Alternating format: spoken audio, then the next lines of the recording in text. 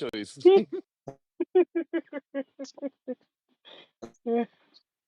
അതിനോട് ചോദിക്കുകയാണ്, ഈ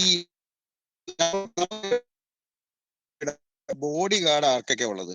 നമുക്ക് പ്രധാനമന്ത്രിക്ക് അല്ല, അറ്റ്ലീസ്റ്റ് ഇവിടെ കലക്ടർക്ക് അല്ല, അതിൽ താഴത്തോടാരാ, മജിസ്ട്രേറ്റിന് വരെ ഉണ്ടാവും ബോഡി ഗാർഡ്. പക്ഷേ ഇസ്ലാമിൽ അത്രയും സ്ത്രീകൾക്ക് വില കൊടുത്തിട്ടുണ്ട്. ഇസ്ലാമിൽ ബോഡി ഗാർഡ് ഇല്ലാതെ സ്ത്രീ പുറത്തിറങ്ങാൻ പാടില്ല. ബോഡി ഗാർഡ് കൂടെ മാത്രമേ ഉള്ളൂ. അത്രയും വാല്യൂ ആണ് കൊടുക്കുന്നത്. നിങ്ങൾ അത് മനസ്സിലാക്കാത്ത എന്താണ്?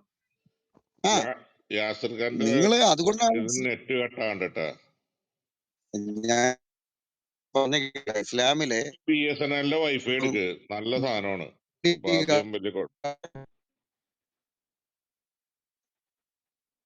അപ്പൊ ആദ്യം വലിയ എന്റെ പൊന്നളിയ ഒന്ന് നിർത്ത്.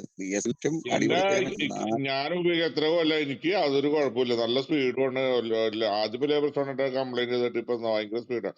അതായത് അൺലിമിറ്റഡ് 150 മെഗാ സ്പീഡ് 1170 രൂപയുള്ളൂ. നമ്മുടെ ജാമിദ ടീച്ചർ താഴെ ഉണ്ടല്ലോ. ഒരുപാട് കിടക്കും. അല്ല, ഞാൻ പറഞ്ഞു നമുക്ക് ഈ കേട്ടോ യാസർക്ക, ജാമിദ ടീച്ചർ താഴെ ഉണ്ട്. ഓക്കെ, ഞാൻ ഇൻവൈറ്റ് ചെയ്തിട്ടുണ്ട്. പിന്നെ ഞാൻ കയറി വരൂ. വെൽക്കം. അതായത് ഞാൻ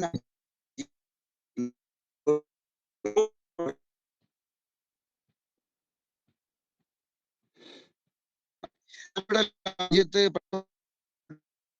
നിങ്ങൾ ഇതൊക്കെ പിരിവിട്ട് ഞങ്ങൾ ഒരു കണക്ഷൻ മേടിച്ചു തരാം. വലിയ ശല്യുണ്ട് കേട്ടോ നിങ്ങൾ.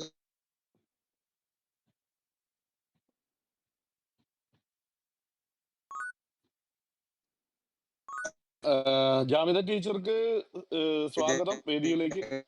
ഞാൻ ഇൻവൈറ്റ് ചെയ്തിട്ടുണ്ട്. രണ്ടു വാക്ക് സംസാരിക്കാൻ പറ്റുമെങ്കിൽ താങ്ക് യു.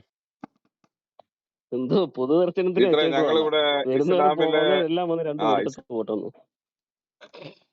അല്ല, ഞങ്ങൾ ഇസ്ലാമിലെ സ്ത്രീ സമത്വത്തെ പറ്റി ഞങ്ങൾ റെഫറൻസ് വെച്ച് സംസാരിച്ചുകൊണ്ടിരിക്കുകയായിരുന്നു. കാരണം ലോകത്തിൽ ഏറ്റവും കൂടുതൽ ഇപ്പൊ ഇവിടെ ഞങ്ങൾ സംസാരിച്ചുകൊണ്ടിരുന്ന പറഞ്ഞിട്ടുണ്ടെങ്കിൽ ഒരു സ്ത്രീക്ക് കൊടുക്കാവുന്ന മാക്സിമം പ്രൊട്ടക്ഷൻ എവിടെ പോയാലും ഒരു മജിസ്ട്രേറ്റിന് മാത്രം കിട്ടുന്ന ബോഡി ഗാർഡ് സഹിതാണ് സ്ത്രീ പോകുന്നത്. എപ്പോഴും പൊതിഞ്ഞു പിടിച്ച് സംരക്ഷിക്കുന്നു. എന്താണ് നിങ്ങളുടെ ഒരു അഭിപ്രായം? അതെ, തുറന്നു വെച്ചിരിക്കുന്ന ഒരു സാധനത്തിനും വലിയ മൂല്യം ഉണ്ടാകത്തില്ലല്ലോ. അതുകൊണ്ട് നമ്മൾ കുറച്ചുകൂടി അടച്ച് ഭദ്രമായിട്ട് അങ്ങനെ സൂക്ഷിക്കുവാണ്. ഇന്നലെ അഫ്ഗാനിലെ സ്ത്രീ സ്വാതന്ത്ര്യവും സ്ത്രീ സംരക്ഷണവും ലോകം മുഴുവനും ചർച്ചയാക്കിയിട്ടുണ്ട്. ഭൂകമ്പത്തിൽപ്പെട്ട മണ്ണിനടിയിൽ വീടൊക്കെ പൊളിഞ്ഞു വന്ന് പുറത്തു വീണിട്ട് അവരെ രക്ഷപ്പെടുത്താൻ പോലും രക്ഷാപ്രവർത്തകർക്ക് അവരെ തൊടാൻ പറ്റില്ല. എന്നാ സ്ത്രീകളായിട്ടുള്ള രക്ഷാപ്രവർത്തകരുണ്ടോ? ഇല്ല. അതിനകത്ത് കിടന്ന് മരിക്കാൻ വിധിക്കപ്പെട്ട സ്ത്രീ സ്വാതന്ത്ര്യത്തെ കുറിച്ചിട്ട് ഇന്ന് ലോക മാധ്യമങ്ങൾ മുഴുവനും ചാനലുകൾ അടക്കം ചർച്ച ചെയ്യുക. കേരളം മാത്രം ഇതൊന്നും അറിഞ്ഞിട്ടില്ലെന്നേ ഉള്ളൂ. ഒരൊറ്റ ഭൂകമ്പത്തിൽ 2200 പേരാണ് മരിച്ചത്. എന്നിട്ട് സ്ത്രീകളെ രക്ഷപ്പെടുത്താൻ പറ്റില്ല, ഭർത്താവ് വേണം, അതല്ലെങ്കിൽ മകൻ വേണം, അല്ലെങ്കിൽ സഹോദരൻ വേണം, പിതാവ് വേണം. ഇവരാരുമില്ലാത്ത സ്ത്രീകൾ എന്ത് ചെയ്യും? മണ്ണിനടിയിൽ കിടന്ന് ചത്തുപോകുക, അല്ലാതെ വേറെ വഴിയൊന്നുമില്ല. കാരണം 1400 കൊല്ലങ്ങൾക്ക് മുമ്പ് പ്രവാചകൻ പഠിപ്പിച്ച സ്ത്രീ സ്വാതന്ത്ര്യത്തിന്റെ ഉത്തമമായ മാതൃകയാണ് അഫ്ഗാനിൽ ഇപ്പോൾ താലിബാൻ പടുത്തുയർത്തിക്കൊണ്ടിരിക്കുന്നത്. കേരളത്തിലെ ഏതെങ്കിലും മാധ്യമങ്ങൾ ഇത് കണ്ടിരുന്നോ? സ്ത്രീകളെ പൊതിഞ്ഞു പിടിച്ച് സംരക്ഷിക്കുക. ഇറാനിൽ ഹിജാബിന് വേണ്ടി 2022 തുടങ്ങിയതാ മഹസാമിനി എന്ന് പറയുന്ന 22കാരിയുടെ സ്വാതന്ത്ര്യത്തിനു വേണ്ടി. ഇവരെ മൂക്ക് മുറിച്ചും മുടി മുറിച്ചും ഒക്കെ അവരെ കൊന്നു. 22കാരിയെ തലമുടി ഒരു കഷ്ണം കണ്ടതിന്റെ പേരിൽ. അതിന് ആ പെണ്ണിന്റെ നീതിക്കു വേണ്ടി രംഗത്തിറങ്ങിയ ആയിരക്കണക്കിന് ആളുകളെ ഷൂട്ട് അറ്റ് സൈറ്റ് എന്നതുപോലെ കുറെ എണ്ണത്തിന് അങ്ങനെ കൊന്നു. ജയിലുകളിൽ കൂട്ടിയിട്ട് സ്ത്രീകളെയും കുട്ടികളെയും ഒക്കെ കൂട്ടിയിട്ട് കത്തിച്ചു. സ്ത്രീ സ്വാതന്ത്ര്യത്തിന്റെ പേരിൽ ഇനി എന്ത് മാതൃകയാണ് വേണ്ടത്? തുണി പൊക്കി അതിന്റെ അകത്ത് വരെ ക്യാമറ വെച്ചിട്ട് കൊണ്ടു നടക്കുക, ഡിജിറ്റൽ ക്യാമറ, പോലീസിങ്. കാരണം സ്ത്രീകളുടെ പിന്നാലെ ആരെങ്കിലും പോകുന്നുണ്ടോ എന്ന് അറിയണം. കൂടെ പോകുന്നത് സഹോദരൻ തന്നെയാണോ? അങ്ങനെ ബർത്ത് സർട്ടിഫിക്കറ്റും റേഷൻ കാർഡും ഒക്കെ ആയിട്ട് പോണം. കൂടെ പോകുന്നത് ഇന്ന ആള് തന്നെയാണെന്ന് സമർത്ഥിക്കാൻ വേണ്ടിയിട്ട്. സ്ത്രീ സ്വാതന്ത്ര്യം ഭയങ്കരമാണ്. പർദ്ദയ്ക്കകത്ത് നമ്മൾ സേഫ് ആണ്. ഇത് ചോയ്സ് ആണ് നമ്മുടെ, ഇടാൻ മാത്രമുള്ള ചോയ്സ്, ഊരാൻ ചോയ്സ് ഇല്ല. അങ്ങനത്തെ ഒരു പ്രത്യേകതരം ചോയ്സ് ആണ് നമ്മുടേത്. കമലാ സുരയ്യയുടെ ജീവിതമൊക്കെ നമ്മൾ കുറെ കണ്ടതാ. എന്തായിരുന്നാലും വളരെ നല്ലതാണ്. സ്ത്രീകളുടെ ജീവൻ വരെ അപഹരിക്കപ്പെട്ട ആ സ്ത്രീ സ്വാതന്ത്ര്യത്തിന്റെ സമാധാന മതത്തിന്റെ ആശയം ഇന്ന് ലോകം ചർച്ച ചെയ്യുന്നു. എന്തായിരുന്നാലും ടീച്ചറെ ടീച്ചറെ അത് ഞാൻ ചോദിക്കട്ടെ, ഇപ്പൊ നമുക്ക് പറയാം, ഇപ്പം ഇത് മതം ശരിക്കും പറയുന്നതാണോ അതോ ഈ കമ്മ്യൂണിറ്റി ഇവരുടെ മേലെ ഇമ്പോസ് ചെയ്യുന്നതാണോ? ഇപ്പൊ പല കാര്യങ്ങളുണ്ടല്ലോ. ഇപ്പൊ പല അന്ധവിശ്വാസങ്ങളും അനാചാരങ്ങളും കമ്മ്യൂണിറ്റികൾ പ്രസ് ചെയ്യും. സത്യത്തിൽ ഇത് ഇവരുടെ ഈ ഖുറാന് ഹദീസുകളൊക്കെ ഇങ്ങനെ പറയുന്നുണ്ടോ? അല്ലെങ്കിൽ ഇവരുടെ ഈ ഫിക്കുകളൊക്കെ സ്ത്രീകൾ ഇങ്ങനെ തന്നെ നടക്കണം ഇങ്ങനെയൊക്കെ പറയുന്നുണ്ടോ? അതെയോ ഇത് കാരണം ഞങ്ങൾക്ക് അറിയില്ല, അറിയാൻ പാടില്ലാത്തതുകൊണ്ട് ചോദിക്കുന്നതാണ്. അങ്ങനെ പറയുന്നുണ്ടോ വാസ്തവത്തില് മതം ഇങ്ങനെ നമ്മള് ശരിക്ക് നിർദ്ദേശിക്കുന്നുണ്ടോ? നമ്മളോട് ഈ മതനിയമം പറയുന്ന ഉസ്താദുമാരെ മാത്രമല്ലേ കാണുന്നുള്ളൂ. അവരെ അല്ല കല്ലെറിയേണ്ടത്. ഈ അടിസ്ഥാന പ്രശ്നം കിടക്കുന്നത് ഈ കിതാബുകളിലാ. ഈ കിതാബുകളിൽ ഇതുണ്ട്. കിതാബുകളിൽ ഉള്ള വസ്തുതയാണിത്. സ്ത്രീ എന്ന് പറഞ്ഞാൽ അങ്ങനെയാണ്.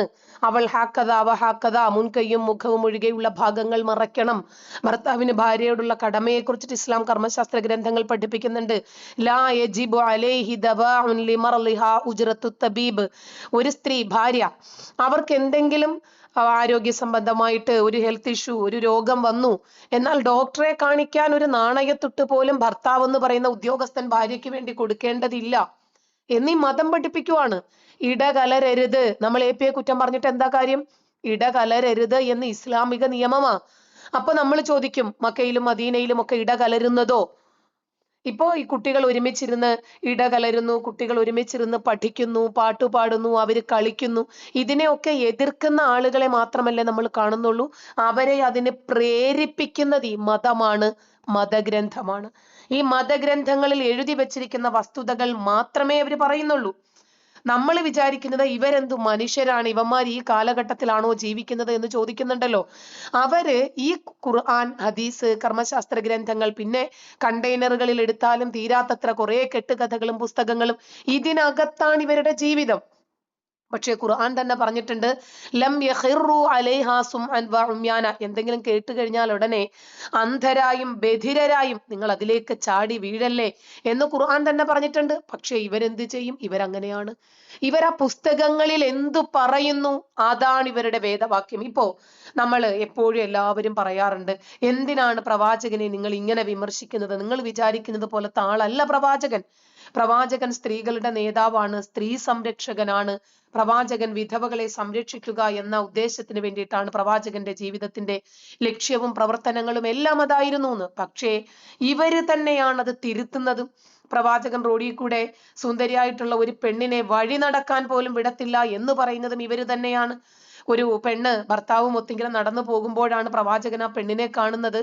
അപ്പോ പ്രവാചകൻ പറയുകയാണെന്ന്, ആ പെണ്ണ് അവിടെ നിന്നോട്ടെ, അവളെ ഇനി മുതൽ എനിക്ക് വേണമെന്ന് പറഞ്ഞു കഴിഞ്ഞാൽ ഉടനെ ഭർത്താവ് അപ്പോൾ തന്നെ തൊലാക്ക് ചൊല്ലിക്കോണം എന്ന് ഇസ്ലാമിക ഗ്രന്ഥങ്ങൾ പഠിപ്പിക്കുന്നു എന്ന് പറയുന്നത് ഈ പുരോഹിതന്മാരാ. നമ്മൾ ആരുമല്ല.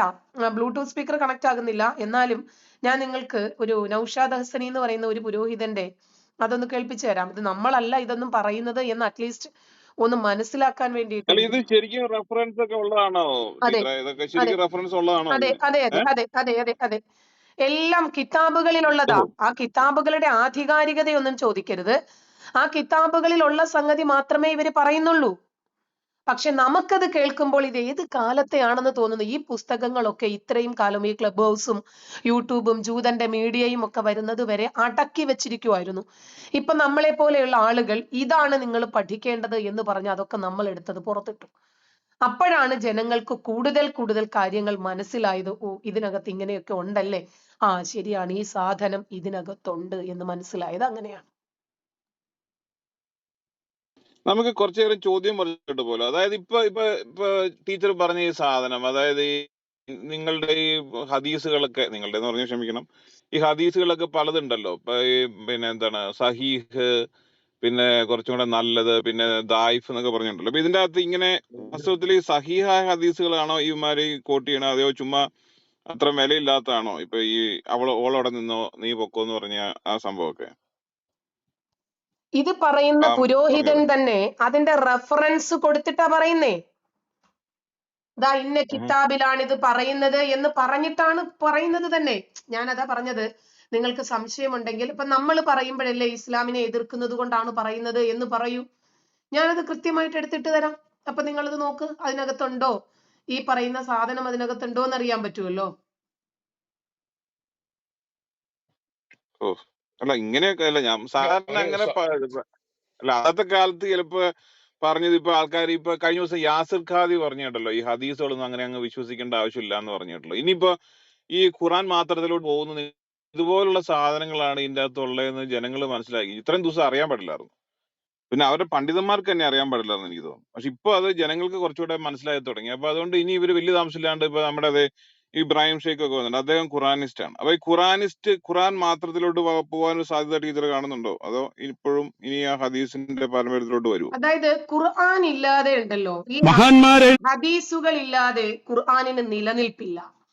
ഇത് എന്ത് ആരോട് എപ്പോൾ പറഞ്ഞു? ഈ ഖുർആനിസ്റ്റുകൾ എന്ന് പറയുന്ന വിരലിൽ എണ്ണാവുന്ന കുറച്ചാളുകൾ ഇന്ന് ഈ കേരളത്തിൽ മാത്രമായിട്ടുണ്ട്. അവര് ഖുർആനിനെ അവര് തന്നെ അവര് പറയുവാണ് ഖുർആനിൽ പറഞ്ഞ ആദമല്ല, ഖുർആനിൽ പറഞ്ഞ മുഹമ്മദ് അല്ല, ഖുർആനിൽ പറഞ്ഞ മയ്യത്തല്ല. ഇവരങ്ങ് പറഞ്ഞാൽ മതിയോ? നമ്മൾ ഒരു പദത്തിന്റെ അർത്ഥം എടുക്കുന്നത് അത് ഗ്രന്ഥം എന്തു പറഞ്ഞു, ഗ്രാമറുകൾ ഉണ്ട്. നമ്മളിപ്പോ രാമലിംഗത്തിന്റെ ഒക്കെ ഡിക്ഷണറി പോലെ തന്നെ ഇവിടെ കുറെ അധികം മൻഹല്, മുൻജിദ് എന്നൊക്കെ പറയുന്ന ഒരുപാട് ഗ്രന്ഥങ്ങളുണ്ട്. സീബവൈഹികൾ എഴുതിയ ഒരുപാട് ഗ്രാമർ പുസ്തകങ്ങളുണ്ട്. ഇത് വെച്ചിട്ടാണ് നമ്മൾ ഒരു അറബി പദത്തിന്റെ അർത്ഥം കണ്ടുപിടിക്കുക. പെട്ടെന്ന് ഒരാൾക്ക് ഓടി വന്നിട്ട് അങ്ങനെ ഒരു ഇത് പറയാനൊന്നും പറ്റില്ല. ഇപ്പൊ ലറബ എന്ന് പറഞ്ഞാൽ അടിച്ചു, അതുപോലെ തന്നെ ലറബയ്ക്ക് ഏകദേശം ഒരു 40ഓളം അർത്ഥങ്ങളുണ്ട്. അപ്പൊ അവിടെ വരുമ്പോ ഇപ്പൊ ഫയലിരിബ് മസലമ്മ ബഹൂലത്തം ഫമാ ഫൗഖഹ എന്നൊരു വചനമുണ്ട്. അപ്പൊ ഖുർആൻ പറയാണ് എത്ര ചെറുതോ എത്ര ദുർബലമോ ആയിട്ടുള്ള ഉപമകളാണെങ്കിലും ശരി പറയാൻ അള്ളാഹുവിന് യാതൊരു ലജ്ജയുമില്ല എന്ന് പറയുന്ന ഒരു ഖുർആൻ വചനം. പക്ഷേ ഫളിരിബൂഹുന്ന ഭാര്യ സംസർഗത്തിന് സമ്മതിച്ചിട്ടില്ലെങ്കിൽ അവളെ കെട്ടിയിട്ട് ബെഡ്റൂമിനകത്തിട്ട് അടിക്കാം എന്ന് പറയുന്ന ഖുർആൻ വചനമുണ്ട്. അപ്പൊ അവിടെ വരുമ്പോൾ അർത്ഥം വേറെയാണ്. എനിക്ക് തോന്നിയതുപോലെ ഒരു അർത്ഥം കൊടുക്കാൻ എനിക്ക് പറ്റില്ല. അത് മുൻകഴിഞ്ഞ പണ്ഡിതന്മാരാണ് എന്ന് അംഗീകരിക്കപ്പെട്ട ആളുകളാണ് ഇതിനെ ന്യായീകരിക്കേണ്ടതും വ്യാഖ്യാനിക്കേണ്ടതും. അല്ലാതെ പെട്ടെന്ന് ഒരാൾക്ക് വന്നിട്ട് അവർക്ക് തോന്നുന്നത് പോലെ വ്യാഖ്യാനിക്കാനൊന്നും ഇസ്ലാമിക ഗ്രന്ഥങ്ങളിൽ പറ്റില്ല, ഖുർആനിലും ഹദീസിലും പറ്റില്ല. ഈ ഖുർആനിസ്റ്റുകൾ എന്ന് പറയുന്ന ആളുകള് വെറും ഒരു ഡാർക്ക് ഏജ്, ഒരു വട്ടപൂജ്യം. അവർക്ക് ഇതിന് യാതൊരു അടിത്തറയുമില്ല. ഞാൻ ഇതിനകത്ത് കുറെ കാലം പ്രവർത്തിച്ച ആളാ. ചേകനൂരികളാണെന്ന് പറഞ്ഞിട്ട് ഇവര് കിടന്നുകൂടിയിട്ട് ഇവരുടേതായിട്ടുള്ള കുറെ വ്യാഖ്യാനങ്ങള്, ഖുർആൻ പറഞ്ഞ യുദ്ധമല്ല, അപ്പൊ ബദർ യുദ്ധവും ഉഹുദ് യുദ്ധവും കന്തക് യുദ്ധവും ഒക്കെ ഇവരെവിടെ കൊണ്ടുപോയിട്ട് കുഴിച്ചു മൂടും. അങ്ങനെ ഇവര് ഇസ്ലാം ഏതാണ്ട് പടിയിറങ്ങിക്കൊണ്ടിരിക്കുന്നു, യാഥാർത്ഥ്യം ആളുകൾ മനസ്സിലാക്കിക്കൊണ്ടിരിക്കുന്നു എന്ന് മനസ്സിലായപ്പോൾ ഇസ്ലാമിനെ പിടിച്ചു നിർത്താൻ വേണ്ടിയിട്ടുള്ള ഒരു ചക്രശ്വാസം മാത്രമാണ് ഈ ഖുർആനിസ്റ്റുകൾ നടത്തുന്നത്. അവര് കുറെ തത്വങ്ങളൊക്കെ കൊണ്ടുവന്ന് കുറെ സൂഫിയാക്കളുടെ പോലെയുള്ള കുറെ ആശയങ്ങളൊക്കെ കൊണ്ടുവന്നിട്ട് ഇവർ അതിലേക്ക് നിറയ്ക്കാൻ ശ്രമിക്കുവാണ്. എന്താണ് നബി? ഞാനേ അതൊന്ന് ഇടാം, നിങ്ങളൊന്ന് കേട്ടു വയ്ക്കോ. എന്നെ കുറിച്ചാണോ പറയുന്നുള്ളത്? ഇവിടെ എന്നെ കുറിച്ചാണോ പറയുന്നുള്ളത്? അല്ല, നിർബന്ധം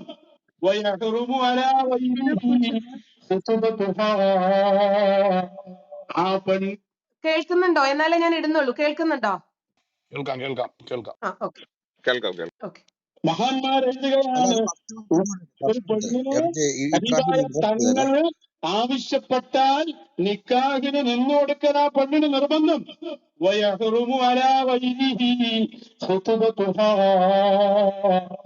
ആ പെണ്ണിനെ മറ്റൊരാള് പെൺകെട്ട് പറയൽ പോലും ഹറാമാണ്. പറ്റില്ല.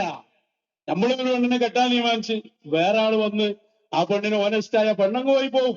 എന്നാൽ ഹബീബായ തങ്ങള് ആഗ്രഹിച്ച പെണ്ണിനെ എന്ന് പറഞ്ഞാൽ അതിന്റെ സാധ്യത പറയാണ്. ഹബീബായ സല്ലല്ലാഹു അലൈഹി വസല്ലം തങ്ങളുടെ ഹക്കിൽ അത്രയും നിർബന്ധമാണ്. വേറൊരാൾക്ക് ആ പെണ്ണിനെ കെട്ടാൻ തീരുമാനിക്കാൻ പോലും പാടില്ല. കെട്ടല് പിന്നല്ലേ.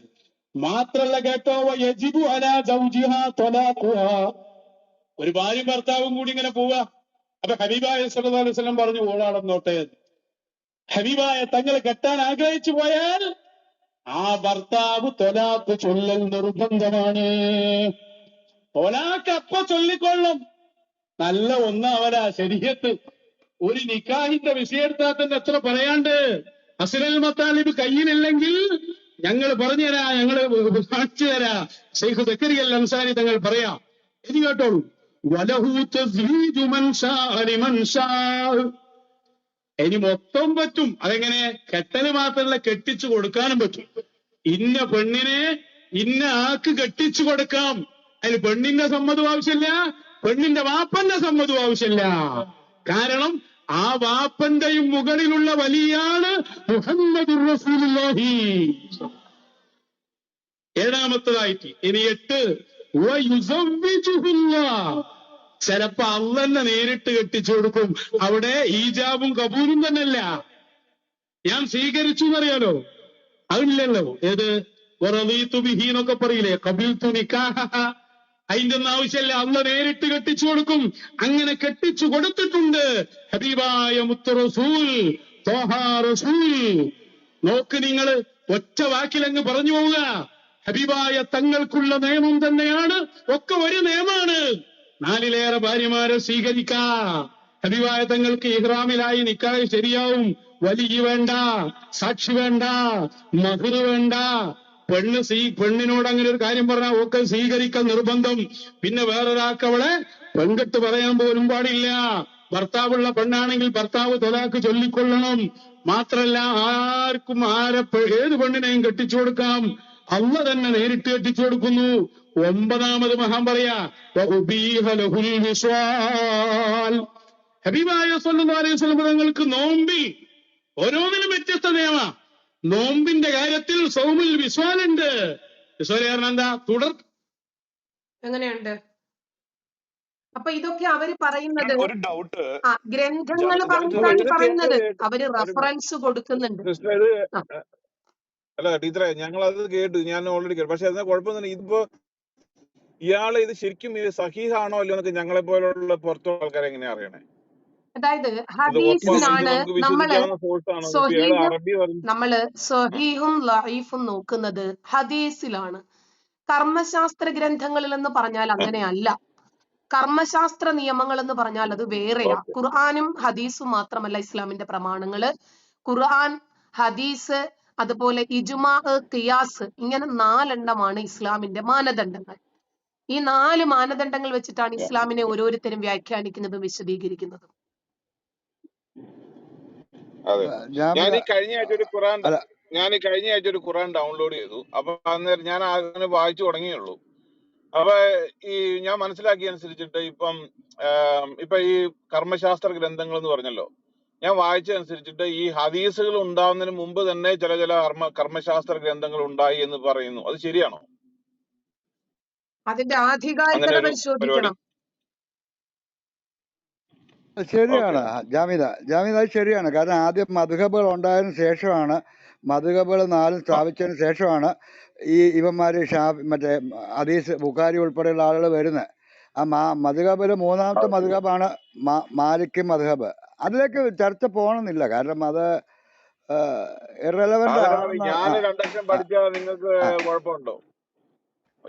അതൊന്നും ഒരാള് അല്ല നന്നാവണമെന്ന് വെച്ചാൽ അല്ല അജയ്, ഇതൊന്നും ഈ ഒരു സാധാരണ ഇസ്ലാമിന് വേണ്ടി ഡിഫെൻഡ് ചെയ്യാൻ വരുന്ന 99% പേർക്ക് അറിയില്ല. ഞാൻ വേണമെങ്കിൽ ജാമിദയോട് ഒരു ചെറിയ ചോദ്യം ചോദിക്കാം. ജാമിദ വിമർശനം തുടങ്ങുന്നതിന് മുമ്പ് ഒരു ഇസ്ലാമിന്റെ കണ്ണോട്ടത്തിൽ ഒരു പണ്ഡിതയാ കേട്ടോ. അവർക്ക് ഇത്തരം കാര്യങ്ങളിലൊക്കെ അറിവുണ്ടായിരുന്നു എന്ന് ജാമിദ തന്നെ പറയട്ടെ. ഞാൻ പറഞ്ഞ വിമർശനം തുടങ്ങുന്നതിന് മുമ്പ് കേട്ടോ, ഖുറാനിസ്റ്റും എല്ലാറ്റിലും കടന്നു വന്നതാ. ഉണ്ടായിരുന്നോ ജാവി? പറയാവോ? അല്ല, അതെന്താ അങ്ങനെ ചോദിക്കുന്നത്? നമ്മൾ ഇന്നത്തെ ബോധ്യം വെച്ചിട്ടല്ലേ. ഈ പാണ്ഡിത്യം എന്ന് പറയുന്നത് കൊണ്ട് ഉദ്ദേശിക്കുന്നത് എന്താ? നമ്മൾ പറയുന്ന വിഷയത്തിൽ നമുക്ക് വിജ്ഞാനം ഉണ്ടാകണം. ഞാൻ ഒരുപാട് ഖുർആൻ ക്ലാസ്സുകൾ എടുത്തിട്ടുള്ള വിഷയമാണ്. അന്ന് എന്റെ ബോധ്യം അതാണ് ശരി എന്നായിരുന്നു. അല്ലാതെ നമ്മൾ ആരെങ്കിലും തെറ്റാണ് എന്ന് വിചാരിച്ചിട്ട് ഒരു കാര്യത്തിന്റെ പിന്നാലെ പോകുവോ? എന്റെ ചോദ്യം ക്ലിയർ ആയില്ല. ജാമിദയ്ക്ക് മനസ്സിലായെന്ന് തോന്നുന്നു.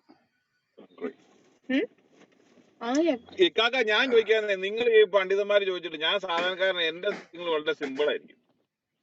അല്ല, ഞാനതല്ല, ഇത് പറയണോ? ജാമിദയെ കൊണ്ട് നിങ്ങൾ ചോദിച്ച ചോദ്യമായിട്ട് റിലേറ്റഡ് ആണ്. കാരണം ഒരു ഖുറാനിസ്റ്റ് എന്ന നിലയിൽ ജാമിദ കുറെ കാലം ഇരുന്നതാണ്. അപ്പൊ അതുകൊണ്ട് എങ്ങനെയാണ് തെറ്റിദ്ധരിക്കപ്പെടുന്നതിന്, മറ്റ് തെറ്റിദ്ധരിപ്പിക്കുന്നതിന് അവർ ഈ പറഞ്ഞ പോലെ അവരുടെ ബോധ്യത്തിന് അന്നത്തെ ബോധ്യം കേട്ടോ, അവരെ കുറ്റമല്ല ഞാൻ പറയുന്നത്. പക്ഷെ എങ്ങനെയാണ് ഇത് വെളുപ്പിച്ച് പെയിന്റ് അടിച്ച് കൊണ്ടുപോകണം എന്നുള്ളതിൽ ഏറ്റവും നല്ല എക്സ്പേർട്ട് ആയിരുന്നു ഒരു കാലത്ത് ജാമിദ. അതിൻ്റെ ഭാഗമായിട്ട് നിൽക്കുമ്പം. അപ്പം അതുകൊണ്ട് ഇന്നിപ്പോൾ കാണുന്നത് ഈ ഹദീസ് താങ്ങാൻ പറ്റാണ്ട് ആകുമ്പോൾ അതൊക്കെ തള്ളിക്കൊണ്ട് ഖുറാനിലേക്ക് ഇപ്പം ദാണ്ട് ഇബ്രാഹിം ഷെയ്ഖ് അല്ല പോലുള്ള ഇല്ല ആളുകൾ സുഹൃത്തെ, ഇല്ല ഇല്ല ഇല്ല വരുന്നുണ്ട്. ഇല്ല നിങ്ങൾ പറയുന്നതിനോട് 1% പോലും സത്യമില്ല. അന്ന് ഇത് വെളുപ്പിക്കാൻ ഒരിക്കലും ശ്രമിച്ചിട്ടില്ല. അന്നത്തെ 100% ബോധ്യത്തിന്റെ അടിസ്ഥാനത്തിലാണ് അന്ന് ഖുർആൻ ക്ലാസ്സുകൾ കണ്ടക്ട് ചെയ്തിരുന്നതും അറബിക് കോളേജിലും മദ്രസയിലും ഒക്കെ പഠിച്ചിരുന്നതും ആ അടിസ്ഥാനത്തിൽ തന്നെയാണ്. ക്രമേണയാണ് ആദ്യം പിടിവീഴുന്നത് ആമീൻ എന്ന പദമാണ്. ആമീൻ അറബി അല്ല എന്ന് എനിക്ക് ബോധ്യപ്പെട്ടു.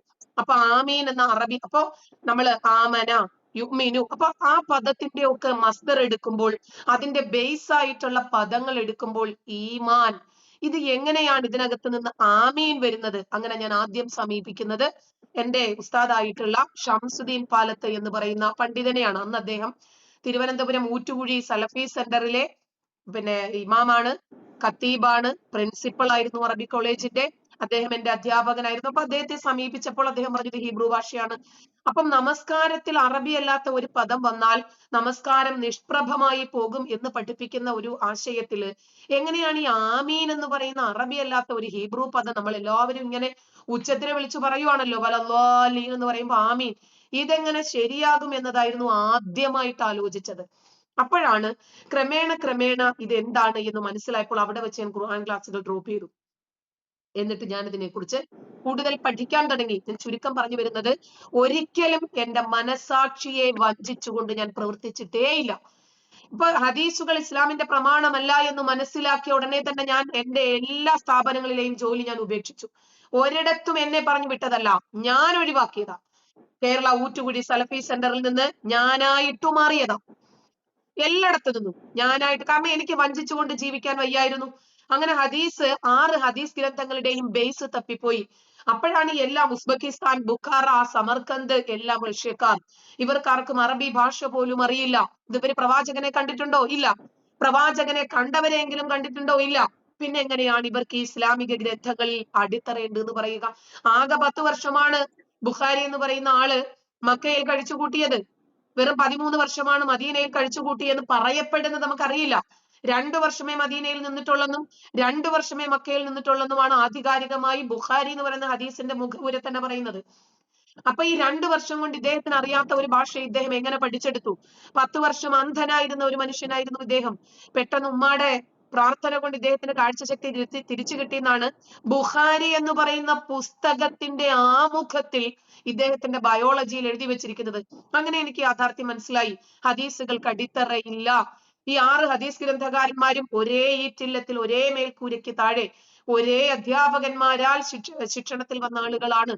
അതുകൊണ്ടാണ് ഈ ഹദീസുകളൊക്കെ പരസ്പര പൂരകങ്ങളാകുന്നത്, സാദൃശ്യപ്പെടുന്ന ഹദീസുകൾ ഉണ്ടാകുന്നത്. അങ്ങനെയാണ് ഒരേ ഹദീസുകൾ തന്നെ 6 ഹദീസ് ഗ്രന്ഥങ്ങളിലും ഒരുപോലെ വരുന്നത്. അങ്ങനെയാണ് ഈ ഹദീസുകൾ വലിച്ചെറിയുന്നത്. ഹദീസ് വേണ്ട. അപ്പോഴാണ് എന്നെ ഖുർആൻ സുന്നത്ത് സൊസൈറ്റിക്കാർ ബന്ധപ്പെട്ടിട്ട് പറയുന്നു, ഞങ്ങളും ഇതേ ആശയക്കാരാണ്. അങ്ങനെ ചേകനൂർ മൗലവിയും ഇതേ ആശയത്തിൽ തന്നെയായിരുന്നു, ഖുർആൻ മാത്രം പ്രമാണം. അങ്ങനെ ഖുർആൻ മാത്രം പ്രമാണം എന്ന ആശയത്തിലേക്ക് വന്നു നിന്നപ്പോൾ ഖുർആൻ എന്താ ആകാശത്ത് നിന്ന് പിടിവിട്ടവരെ പോലെയായി. കാരണം കുൽ ഹു അല്ലാഹു അഹദ്, കുൽ പറയുക, അല്ലാഹു അഹദ്, അല്ലാഹു അഹദാണ്. ആര് പറഞ്ഞു? ആരോട് പറഞ്ഞു? എപ്പോൾ പറഞ്ഞു? എന്തിനു പറഞ്ഞു? ശരി, ഈ ഖുർആനിന്റെ നമ്മൾ ഏതൊരു കാര്യം നോക്കിയാലും അതിന്റെ ജെന്യൂനിറ്റിയും ഓതന്റിസിറ്റിയും ഒക്കെ നോക്കണ്ടേ? ഇതാരോട് പറഞ്ഞു? ഈ ഖുർആൻ പ്രവാചകൻ കണ്ടിട്ടുണ്ടോ? ഇല്ല. അങ്ങനെയാണ് ഖുർആൻ വലിച്ചെറിഞ്ഞത്.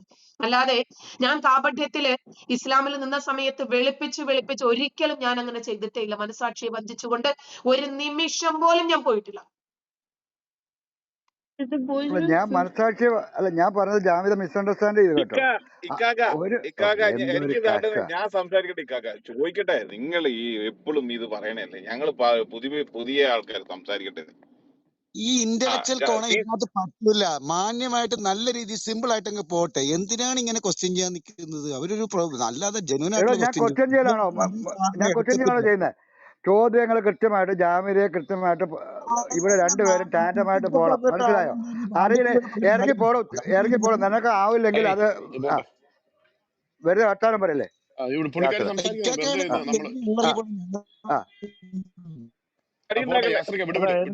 അല്ലല്ല, ഇവന്റെ കിടപ്പ് ഞാൻ തീർത്തു കൊടുക്കുക. ടോപ്പിക്കിലേക്ക് തിരിച്ചു വരാം. അല്ല, എനിക്ക് അവസരമില്ലേ? അവർ എന്നെ ആ കുറിച്ചല്ലേ വരാം വരാം പറഞ്ഞത്? വരാം വരാം വരാം ഇബ്രാഹിക്ക് പറഞ്ഞു, എന്റെ പൊന്നു ഇബ്രാഹിം പറഞ്ഞു. പറഞ്ഞു ഇബ്രാഹിം പറഞ്ഞു ഞാൻ പറയാം. ഇപ്പൊ ഖുറാനിസ്റ്റ് എന്ന് ഇദ്ദേഹം പറഞ്ഞു. ഇദ്ദേഹം ഒരു വീഡിയോ ആക്കിയിട്ടുണ്ടായിരുന്നു. ഒരു സൂറ ബക്രാന്റെ ഒരു ആയത്ത് എടുത്തിട്ട് അതില് പെണ്ണുങ്ങൾ കുട്ടികൾക്ക് പാല് കുടിപ്പിക്കുന്ന അതിൽ തെറ്റായിട്ട് എഴുതിയിട്ടുണ്ട് എന്ന് വീഡിയോ ചെയ്തിട്ടുണ്ട്. അതിന്റെ മറുപടിയും ഞാൻ വീഡിയോ ചെയ്തിട്ട് അദ്ദേഹത്തിന് ഇട്ടിട്ടുണ്ടായിരുന്നു. ഇദ്ദേഹം അത്ര സത്യസന്ധനായിട്ടുണ്ടെങ്കിൽ, ഞാൻ അറബി പണ്ഡിതാണ്, അല്ല അറബി ഞാൻ ഡിഗ്രി എല്ലാം എടുത്ത ആളാണെന്നെല്ലാം പറഞ്ഞിട്ട് അവിടെ ഇദ്ദേഹം യൂസ് ആക്കുന്ന വേർഡ് തെറ്റാണ്. അറബിയിൽ തന്നെ തെറ്റായിട്ടാണ് യൂസ് ആക്കുന്നുള്ളത്. 2 വർഷം പാല് കുടിക്കുന്ന കണക്ക് തെറ്റി എന്ന് പറഞ്ഞ ഒരു വീഡിയോ ചെയ്തിട്ടുണ്ടായിരുന്നു. സോ അതിന്റെ എവിഡൻസ് ഞാൻ ഇവിടെ തരാം. അത് ഞാൻ പറഞ്ഞ ശരിയായെങ്കിൽ ജാമിദ സിസ്റ്റർ തിരുത്തുവോ? നിങ്ങളെ തിരുത്തിക്കൊള്ളുവോ? നിങ്ങൾ അല്ല, ഈ നിങ്ങൾ തുമ്പും ബയസ്ഡ് ആണോ? വാലും ഇല്ലാതെ എന്തെങ്കിലും പിടിച്ച് സംസാരിച്ചാൽ എനിക്കറിയില്ല. ഞാൻ എന്ത് സംസാരിച്ചാലും അതിന്റെ റെഫറൻസ് അവിടെ വെച്ചിട്ടുണ്ടാകും. ഗർഭകാലം 6 മാസമാണെന്നും പാലുകുടി 2 വർഷമാണെന്നും പറയുന്ന 2 ഖുർആൻ വചനങ്ങളും റെഫറൻസ് വെച്ചിട്ട് തന്നെയാണ് ഞാൻ സംസാരിച്ചത്. ഏതെങ്കിലും ഓതന്റിസിറ്റി ഉള്ള ഒരു ഖുർആൻ പരിഭാഷയില്ലാതെ ഞാനായിട്ട് ഒരിടത്തും ഒരർത്ഥമോ ഒരു വിശദീകരണമോ ഒരു വ്യാഖ്യാനമോ എവിടെയും കൊടുത്തിട്ടില്ല, ഇനിയും കൊടുക്കത്തുമില്ല. അപ്പൊ ഞാൻ 2 വർഷം മുമ്പ് ചെയ്ത ഒരു വീഡിയോ എന്റെ ചാനൽ എടുത്ത് നിങ്ങൾ നോക്ക്. ഞാൻ 16,000 സംതിങ് വീഡിയോ ചെയ്തിട്ടുള്ള ആളാണ്. അപ്പൊ നിങ്ങൾ 2 വർഷം മുമ്പ് ഞാൻ ചെയ്ത ഒരു വീഡിയോ ആണെന്നും പറഞ്ഞ് വാലും തുമ്പും ഇല്ലാതെ വന്നാൽ എനിക്കൊന്നും പറയാൻ പറ്റത്തില്ല. ആ വീഡിയോ നിങ്ങൾ പ്ലേ ചെയ്യണം. ഞാൻ പറഞ്ഞ ആ ഭാഗത്തിലെ തെറ്റ് എന്താണ് എന്ന് നിങ്ങൾ ഉൾപ്പെടുത്തണം. എന്നിട്ട് ഏതെങ്കിലും ഒരു ഗ്രാമം വെച്ചിട്ട്, ഏതെങ്കിലും ഒരു ഖുർആൻ പരിഭാഷയില് വേർഡ് ബൈ വേർഡ് ആയിട്ട് മീനിങ് വെച്ചിട്ട് ഞാൻ എവിടെയാണ് തെറ്റ് പറഞ്ഞത് എന്ന് നിങ്ങൾ ബോധ്യപ്പെടുത്തണം. അതാണ് ഒരു മാനേഴ്സ്. ഓക്കെ, ഞാനിപ്പോ ഇവിടെ ലിങ്ക് തന്നെങ്കിൽ നിങ്ങൾ ഇവിടെ മേലിടുവോ? അതിൽ ഇദ്ദേഹം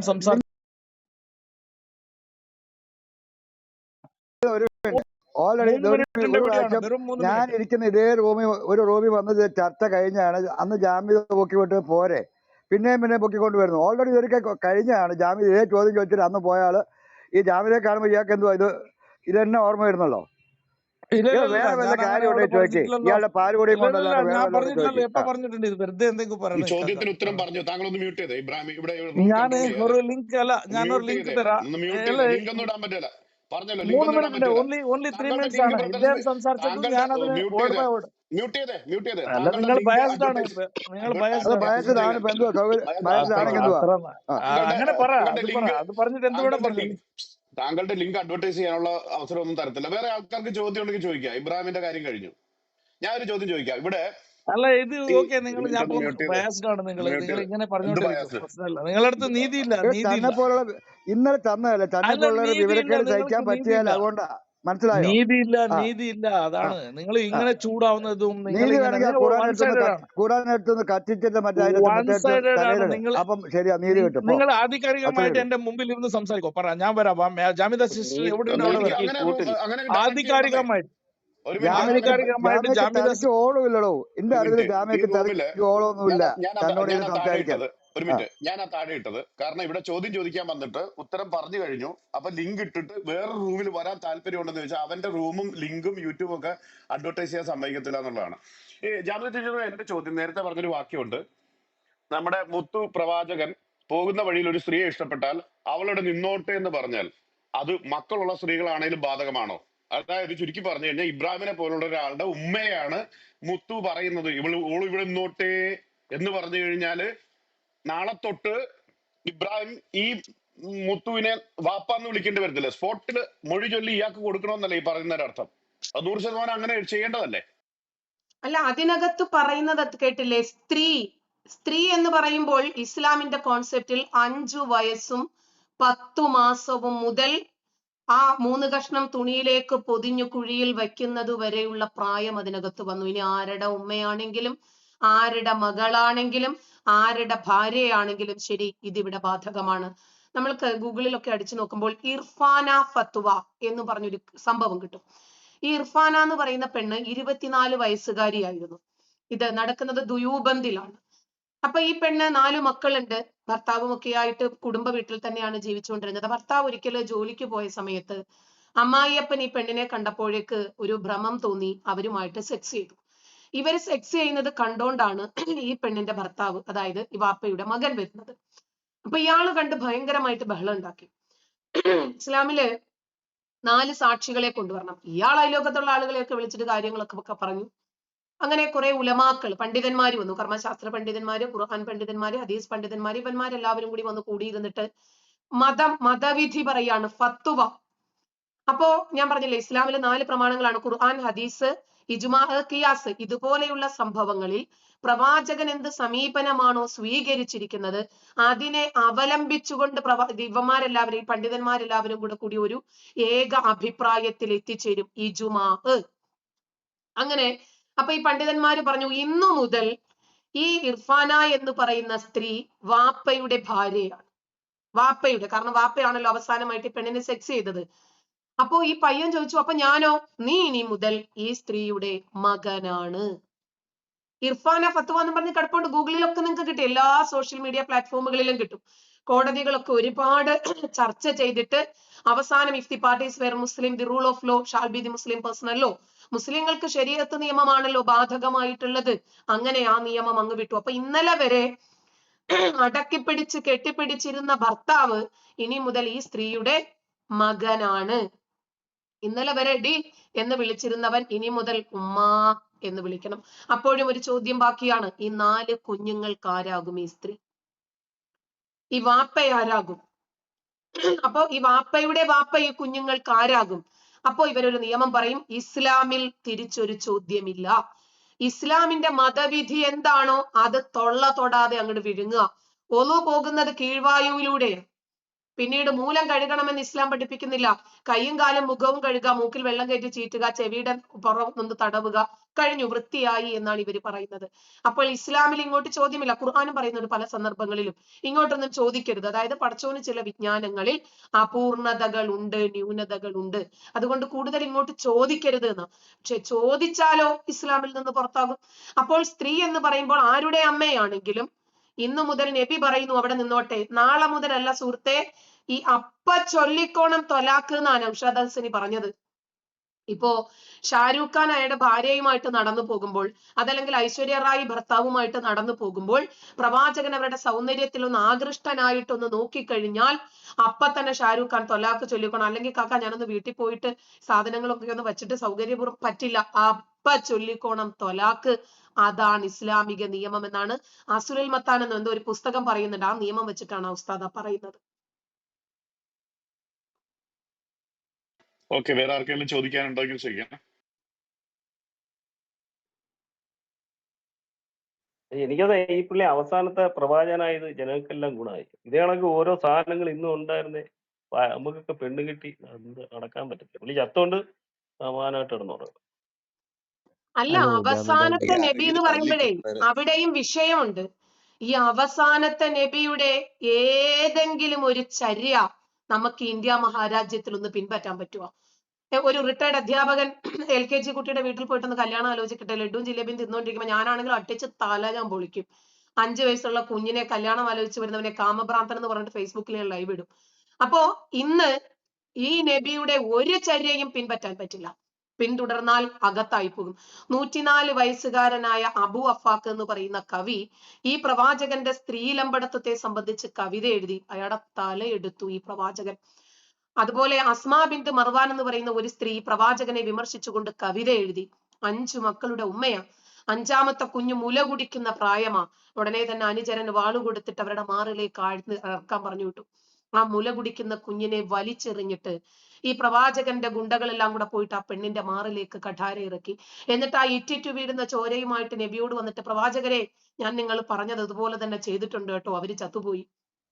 ഉടനെ തന്നെ പ്രവാചകൻ അയാളെ ആശ്ലേഷിച്ചു. എന്നിട്ട് കൂടി നിന്ന ആളുകളോട്, സഹാബാക്കളെ ഓടി വായോ, ഇങ്ങോട്ട് വായോ, നാളെ സ്വർഗത്തിലേക്ക് എന്റെ വലതുഭാഗത്ത് നിൽക്കുന്നതാരാണെന്നറിയുമോ? അള്ളാഹു സ്വർഗം വാഗ്ദാനം ചെയ്ത ഈ സ്വഹാബിയാണ്. എന്തുകൊണ്ടാണെന്നറിയാമോ? അള്ളാഹുവിനെയും നബിയെയും അനുസരിച്ചതിന്റെ പേരിൽ. പിന്നെ പറയാനുണ്ടോ? എതിർ ശബ്ദങ്ങളെയൊക്കെ ഇല്ലായ്മ ചെയ്യാന്ന് പറഞ്ഞ് ഇന്ന് നമ്മൾ ജീവിക്കുന്ന ജനാധിപത്യ രാജ്യത്താ. എന്നെ നിങ്ങൾക്ക് വിമർശിക്കാനും നിങ്ങളെ എനിക്ക് വിമർശിക്കാനും നമുക്ക് പരസ്പരം ഒന്നാകാനും ആശയ വിനിമയങ്ങൾ ചെയ്യാനും ഒക്കെ സ്വാതന്ത്ര്യമുള്ള ഒരു രാജ്യത്ത് ഈ മമ്മദണ്ണന്റെ ഏതെങ്കിലും ഒരു ചര്യ പിൻപറ്റാൻ പറ്റുമോ? ചെറിയ കുഞ്ഞിന്റെ മുഖത്ത് തുപ്പുക, ഞാനാണെങ്കിൽ മോന്ത അടിച്ചു പറിക്കും. ഏത് നബി ആണെങ്കിലും വേണ്ടില്ല, ഏത് മറ്റവനാണെങ്കിലും വേണ്ടില്ല. നമ്മുടെ മക്കളുടെ മുഖത്ത് തുപ്പിയാല് നമുക്ക് സഹിക്കാൻ പറ്റുമോ? ഇങ്ങരുടെ ഏത് ചര്യയാണെന്നേ നമുക്ക് പിൻപറ്റാൻ പറ്റുന്നത്? എന്ത് പണി അയാൾ ചെയ്തിട്ടുള്ളത്? കൊള്ളയടി. ഓരോ പിന്നെ ഗോത്രങ്ങൾ, അന്നൊക്കെ ഗോത്രങ്ങളായിരുന്നു. നമ്മൾ പണ്ട് നാട്ടുരാജാക്കന്മാരായിരുന്ന ഈ മലബാറും കൊച്ചിയും ഒക്കെ ആയിട്ട് നമ്മൾ ജീവിച്ചിരുന്നില്ല? അതുപോലെ വെറും പിന്നെ കേരളം 3 ഭാഗങ്ങളായിരുന്നല്ലോ. അതുപോലെ തന്നെ ഓരോ ഗോത്രങ്ങളായിരുന്നു. അവരൊക്കെ കഷ്ടപ്പെട്ടുണ്ടാക്കുന്ന സമ്പത്ത് ഓടിക്കേറുക, അത് കൊള്ളയടിച്ചെടുക്കുക, എന്നിട്ട് സുഖസുന്ദരമായിട്ട് അവരുടെ പെണ്ണുങ്ങളും ആ നാട്ടിലെ സമ്പത്തും ഒക്കെ വെച്ചിട്ട് സുഖസുന്ദരമായിട്ട് ജീവിക്കുക. അവസാനത്തെ നബി ആയിരുന്നാലും ആദ്യത്തെ നബി ആയിരുന്നാലും കക്ഷിയുടെ ചര്യകളൊന്നും നമുക്ക് പിൻപറ്റാൻ പറ്റില്ല കേട്ടോ. ഹലോ ആശാൻ സാർ ജാമിദാജി, നമസ്കാരം. ഹലോ ഒറ്റ മിനിറ്റ്. അല്ല അല്ല ആശാൻ ജാമിദാജി, സാറേ, ആശാൻ സാർ ഉണ്ടോ ഇവിടെ? ഇബ്രാഹിം ഒന്ന് മ്യൂട്ടാവൂ, അല്ല ഞാൻ വിട്ടോ, ഓർമ്മ ആശാൻ സാർ ഉണ്ടോ ഇവിടെ? ഒന്ന് അല്ല മ്യൂട്ടാവൂ. എന്ന് എന്തിനാ ഇപ്പൊ കുറേ ആശാൻ, എന്തിനാ ആശാൻ? ഇബ്രാഹിക്ക് എന്നാ വേണ്ടത് അത് പറ. കേസുകാർക്ക് വെക്ക്. KCR എടുക്കും. ഹലോ ആ ഹലോ ജാമിദാജി, ഞാനേ പിന്നെ സൗദി അറേബ്യയിൽ വർക്ക് ചെയ്യുന്ന സമയത്ത് 5 വയസ്സായ കുട്ടികളൊക്കെ ഈ പറന്നിട്ട് നടക്കുന്നതിൻ്റെ രഹസ്യം എന്താണെന്ന് എനിക്കറിയില്ലായിരുന്നു. ഇപ്പോൾ ജാമിദ പറഞ്ഞപ്പോഴാണ് എനിക്ക് ഇതിൻ്റെ രഹസ്യങ്ങൾ മനസ്സിലാവുന്നത്. അതേപോലെ തന്നെ അവിടെ പ്രായമായ 28, 29 വയസ്സുള്ള ആൺകുട്ടികൾക്കൊന്നും പ്രേമം എന്ന് പറഞ്ഞാൽ എന്താണെന്നറിയാം. അതായത് ലവ് എന്ന് പറഞ്ഞാൽ അവർക്ക് മനസ്സിലാവുന്നില്ല. ഞാൻ അതിശയിച്ചു പോയിരുന്നു. പലരെയും ഞാൻ അവിടെ പോയി അവിടുന്ന് ചെക്ക് ചെയ്ത് നോക്കിയിട്ടുണ്ട്. ഈ ലവ് എന്ന് പറഞ്ഞ സാധനം അവർക്ക് അറിയില്ല. അതെന്തുകൊണ്ടാണ് ജാമിദാജി? ഇസ്ലാം പഠിപ്പിക്കുന്നത് ആണ് എന്ന് പറഞ്ഞാൽ കാഴ്ചയാണ് അവന്റെ സെക്സ്.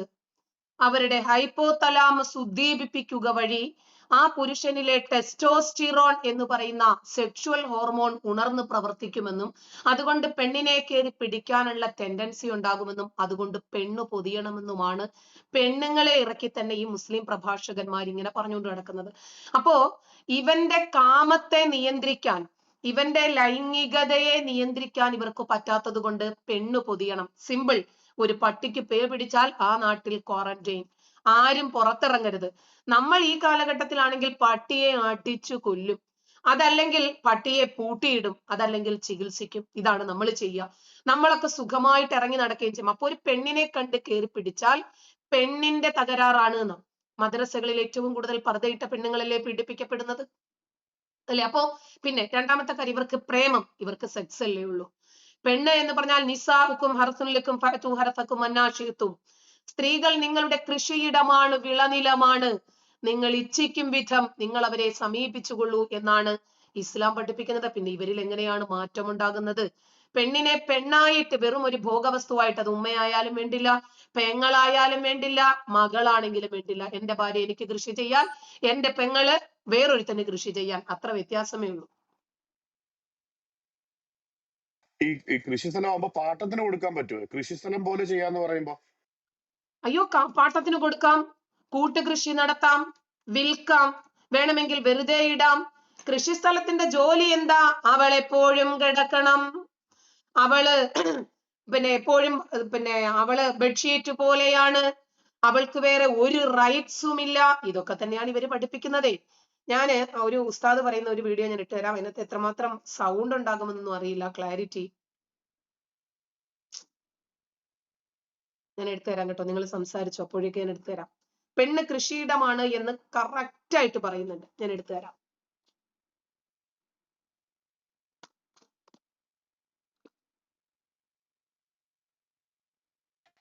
ജാമിദ് ചിത്ര എടുക്കുന്ന സമയത്ത് ഇബ്രാഹിം കിടന്ന് വേളം വെക്കണം. മേളി വന്നിട്ട് ടോപ്പിക്കുമായിട്ട് ബന്ധപ്പെട്ട് സംസാരിക്കുകയാണെങ്കിൽ ഓക്കെയാണ്. ഇവിടെ വന്ന് അലമ്പുണ്ടാക്കരുത്. ഇബ്രാഹിനെ ഞാൻ കൈകാര്യം ചെയ്താ കേട്ടിക്കോ. അല്ല, ഇവിടെ കിടന്ന് ഇബ്രാഹിം ആ പാഠം ഞാനത് ഇതായിട്ടിരിക്കുക. കൈകാര്യം ചെയ്തോളാം. ഇന്നലെ കൊടുത്തതിന്റെ ബാക്കിയാണ്, വേണമെങ്കിൽ മറ്റേ അജയ് എനിക്ക് റൂമിലുണ്ട്. സമയമില്ല. വെറുതെ യൂസ്ലെസ് ടോക്കിന് വേണ്ടിയിട്ട് ആളെ വിളിച്ചു കയറ്റിട്ട് എന്റെ സമയം കളയരുത്. എനിക്ക് അയാളോട് ഒന്നും ഇല്ല ഇല്ല പറയാനില്ല, പറഞ്ഞോളൂ. ബേസ് ഇല്ല. എനിക്കൊരു ഓക്കെ കാര്യം ഓക്കെ. പറയാമോ? ഹലോ. അവിടെ ഒരു കാര്യം വെയിറ്റ് ചെയ്യാം. അഭിജിത്ത് വെയിറ്റ് ചെയ്യും. ശരി ശരി. ഇത് കേൾക്കുമ്പോൾ മനസ്സിലാകുമെന്ന് ഇസ്ലാമിൽ സ്ത്രീയുടെ സ്വാതന്ത്ര്യം എന്താണെന്നും ഇസ്ലാം എന്താണ് സ്ത്രീക്ക് വച്ച് നീട്ടുന്നതെന്ന് നമുക്ക് കൃത്യമായിട്ട് മനസ്സിലാകും. കിട്ടി സംഗതി കിട്ടി. ഇടട്ടെ സംഗതി കിട്ടി. ഇട്ടോ.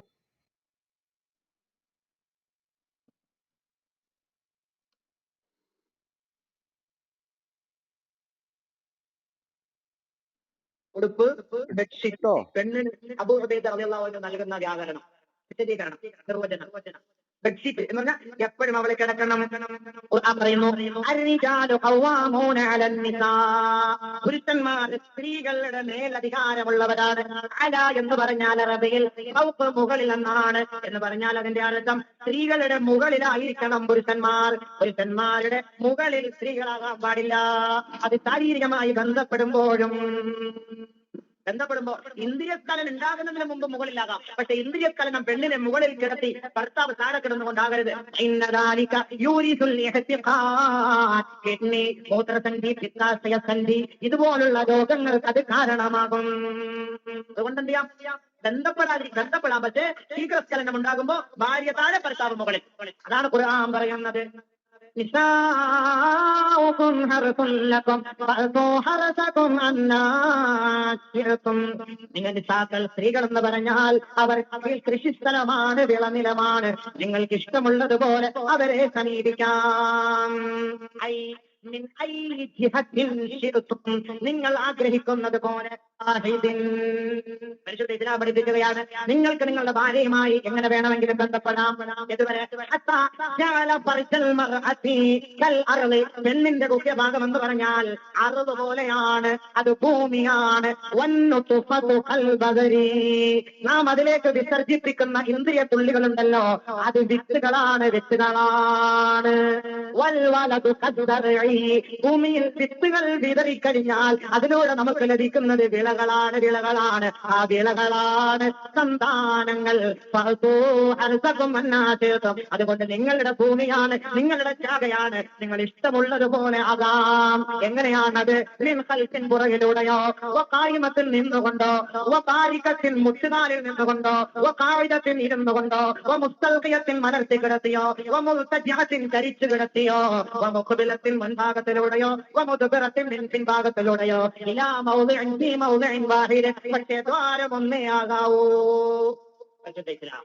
എങ്ങനെയാ നിങ്ങളുടെ സൗകര്യം പോലെ? 10 വന്നാസീറ്റ് എങ്ങനെയെങ്കിലും നാളെ ജുവല്ലറിക്കാരന്മാർക്ക് കുറച്ച് സ്വർണ്ണം കിട്ടും. പെണ്ണുങ്ങൾക്ക് കല്യാണം കഴിക്കാൻ അടക്കല്ലേ? എങ്ങനെയാകും? ഹക്കീമാകും. ഇത് നമുക്ക് കുടുംബമായിരുന്ന് കേൾക്കാൻ പറ്റുമോ? ബെഡ്റൂമിൽ എങ്ങനെയാണ് ഭാര്യയെ കളിക്കേണ്ടത് എന്ന് പറയാണ് ഒരു നാറി. ഈ തട്ടമിട്ട പരനാറികൾ വന്ന് സ്ത്രീയെ ചരിച്ചു കിടത്തിയോ മലർത്തി കിടത്തിയോ എന്ന് പറയുമ്പോൾ ഈ സ്ത്രീയിൽ ഇവന്റെ തള്ളയുണ്ട്, ഇവന്റെ പെങ്ങളുണ്ട്, ഇവന്റെ മകളുണ്ട്, ഇവന്റെ സഹോദരി, ഇവന്റെ എല്ലാ ആളുകളുമുണ്ട്. ലോകത്താർക്കെങ്കിലും പറ്റുമോ ഇങ്ങനെയൊക്കെ സംസാരിക്കാൻ? ഈ മതം പഠിപ്പിക്കുന്ന സംസ്കാരം ഇങ്ങനെയാ. പിന്നെ അവർ 5 വയസ്സുള്ള കുഞ്ഞിനെ എങ്ങനെയാണ്, അയ്യോ ഞാൻ പഠിപ്പിക്കുന്ന എന്റെ മകളെ പോലെയാണ് എന്റെ കുഞ്ഞ് എന്ന് ഇവർക്ക് ചിന്തിക്കാൻ പറ്റില്ല. അവൾ ഒരു കൃഷിസ്ഥലമാണ്, അവൾ എപ്പോഴും കിടക്കണം. അബൂ ഉബൈദ നൽകുന്ന വ്യാകരണമാണ് എന്ന് പറഞ്ഞിട്ടാണ് ഉസ്താദ് ആ പുസ്തകം വായിച്ചിട്ടാ പറയുന്നത്. അപ്പോ പെണ്ണ് എന്ന് പറഞ്ഞാൽ വെറും ഒരു പേര് യന്ത്രം, ഒരു സെക്സ് ടോയ് ആണ് എന്നാണ് ഇവര് പഠിപ്പിക്കുന്നത്. പിന്നെ ഇവർക്ക് പ്രേമം ഉണ്ടാകുമോ? പെണ്ണ് എന്ന് പറഞ്ഞു കഴിഞ്ഞാൽ അവരെ ബഹുമാനിക്കണമെന്ന് പഠിക്കുമോ? ഇല്ല. നമ്മുടെയൊക്കെ ലൈവ് ചാറ്റിൽ ഓരോരുത്തർ വന്നിട്ട് ഒരു കളി തരുമോ, ആ മുലയൊന്ന് കാണിച്ചു തരുമോ? കാരണം ഉമ്മയോ പെങ്ങളോ മുറ്റമടിക്കുമ്പോഴും ഫ്രണ്ടിൽ വന്നിരുന്നിട്ട് തുണി താഴുന്നുണ്ടോ എന്ന് നോക്കിക്കൊണ്ടിരിക്കുന്ന ഇവന്മാർക്ക് അവരും ഭോഗവസ്തുവാ. ഒരിക്കലും പെണ്ണിനെ റെസ്പെക്ട് ചെയ്യാൻ അറിയില്ല. സഹോദര, എനിക്ക് 5 സഹോദരന്മാരുണ്ടായിരുന്നു. ഞങ്ങൾ വെറും ഒറ്റമുറി വീട്ടിനകത്ത് ജീവിച്ചവരാ. മോശമായിട്ടുള്ള ഒരു നോട്ടം പോലും എന്റെ സഹോദരന്മാരുടെ ഒന്നും ഭാഗത്തു നിന്നും ഞങ്ങൾ ആരും അനുഭവിച്ചിട്ടില്ല. ഒറ്റമുറി വീട്ടിനകത്ത് ജീവിച്ചിട്ടുള്ളവരാണ് ഞങ്ങൾ. മതം പഠിച്ചാലും പ്രശ്നമാണ്, മതം പഠിച്ചിട്ടില്ലെങ്കിലും പ്രശ്നമാണ്. പക്ഷെ മതം പഠിച്ചിട്ടില്ലെങ്കിൽ ആരെയും കൊല്ലാൻ പോകത്തില്ല, ഇരുമ്പ് നിക്കറിട്ടിട്ട് പൊട്ടിത്തെറിക്കാനും പോകത്തില്ല, അമ്മയും പെങ്ങളെയും ഭോഗിക്കാനും പോകത്തില്ല. ഏറ്റവും കൂടുതൽ സ്ത്രീ പീഡനവും ശിശു പീഡനവും പ്രകൃതി വിരുദ്ധ പീഡനങ്ങളും ശവഭോഗവും മൃഗഭോഗവും ഒക്കെ നടക്കുന്നത് എവിടെയാ? മദ്രസകളിലാ. മദ്രസ അധ്യാപകന്മാരുടെ കയ്യിലെ കളിപ്പാവകളായിട്ട് നമ്മുടെ പൈതലുകൾ മാറുന്ന 100 കണക്കിന് 1000 കണക്കിന് 10,000 കണക്കിന് വാർത്തകൾ ഇന്ന് നമ്മൾ കാണുന്നില്ലേ? അപ്പം ഇവരിൽ ഉൽപ്പാദിപ്പിച്ചിരിക്കുന്നത് ആകെ ഒരു ഒറ്റ ഹോർമോണേ ഉള്ളൂ. അത് സെക്ഷൽ ഹോർമോൺ മാത്രമാണ്. അവര് തന്നെ സമ്മതിക്കുന്നുണ്ട്. ഹലോ ജാമിദാജി, ഇത് തന്നെയാണല്ലോ ഈ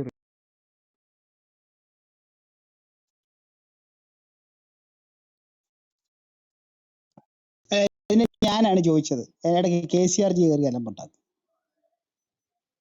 ഈ റേഡിയോ ഗാർഡനിൽ കൂടി ഒരു ദിവസം ഞാനിങ്ങനെ ഈ പറഞ്ഞ അതേമാതിരിയുള്ള സംഗതികൾ ഞാൻ കേൾക്കുകയുണ്ടായി.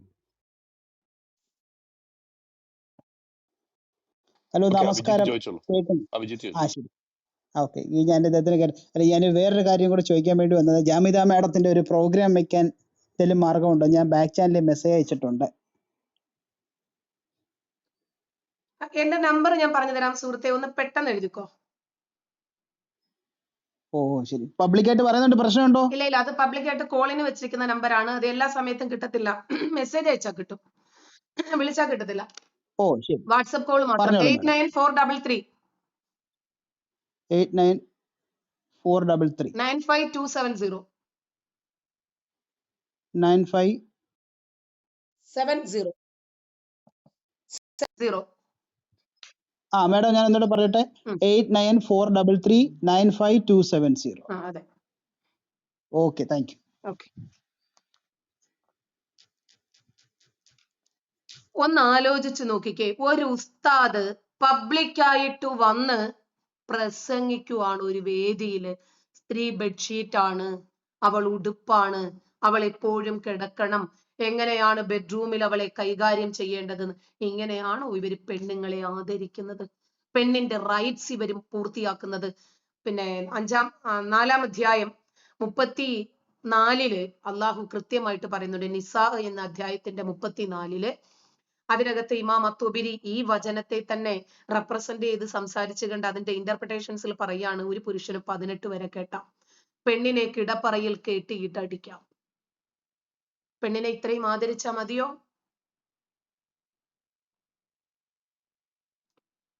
ഒരു ഉസ്താദ് പിൻവാതിൽ നിയമനത്തെ പറ്റി പറയുന്നുണ്ടല്ലോ, അത് അവര് പറയുന്നത് അതിന്റെ അല്ല, എന്തൊക്കെ ന്യായീകരണം കേട്ടായിരുന്നു. അവരെങ്ങനെയാ ന്യായീകരിക്കും? പിൻവാതിൽ നിയമനം നല്ലതാണെന്ന് പറഞ്ഞു കോങ്കണ്ണുണ്ടാവുമെന്നോ? അതിനെ പറ്റി പറയാം.